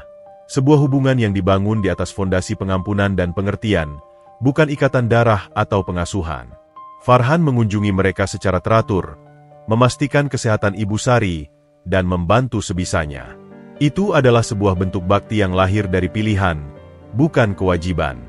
Dalam perjalanan pulang, Farhan menyetir mobilnya sendirian. Pikirannya melayang ke masa lalu. Ia ingat bayi yang dibuang di TPA. Ia ingat anak kecil yang bermimpi menjadi dokter. Ia ingat perjuangan, air mata, dan keraguan. Dia tersenyum. Doa seorang anak kecil yang polos, yang diucapkan dalam pelukan ibu angkatnya bertahun-tahun yang lalu, telah terjawab dengan cara yang tidak pernah ia bayangkan. Ia memang telah menolong Ibu Sari. Ia telah menyelamatkan nyawanya, bukan hanya secara medis, tetapi juga secara emosional, dengan memberinya pengampunan dan kedamaian. Dan dalam prosesnya, ia juga telah menyelamatkan dirinya sendiri dari belenggu kemarahan dan kebencian. Dia tidak lagi mencari-cari jawaban mengapa ia ditinggalkan. Ia telah menerima bahwa hidupnya, dengan segala kekurangan dan kelebihannya, adalah sebuah mosaik yang indah yang disusun dari potongan-potongan cinta dari banyak orang. Orang tua angkat yang mengorbankan segalanya, seorang ibu kandung yang melakukan kesalahan tetapi menyesal, dan seorang dokter mentor yang membimbingnya. Farhan telah menemukan bukan hanya ibu kandungnya, tetapi juga kedamaian dalam hatinya sendiri. Ia telah menyadari bahwa keluarga bukan hanya tentang darah, tetapi tentang siapa yang ada untukmu, siapa yang mencintaimu, dan siapa yang kamu pilih untuk mencintai. Dan di atas segalanya, ia telah membuktikan bahwa tidak ada awal yang terlalu kelam untuk sebuah akhir yang cerah. Sebuah kehidupan yang dibuang di tumpukan sampah, dengan cinta, ketekunan, dan pengampunan, bisa bertransformasi menjadi sebuah kehidupan yang menjadi berkat bagi banyak orang. Ia melanjutkan perjalanan, menatap jalan di depannya yang terang benderang oleh sinar matahari. Masa lalu telah berdamai, dan masa depan terbentang luas, penuh dengan harapan dan kemungkinan baru. Dr. Farhan siap untuk melanjutkan perjalanannya, tidak hanya sebagai seorang dokter, tetapi juga sebagai seorang pemberi harapan, bukti hidup bahwa setiap kehidupan berharga, dan setiap hati mampu mengampuni.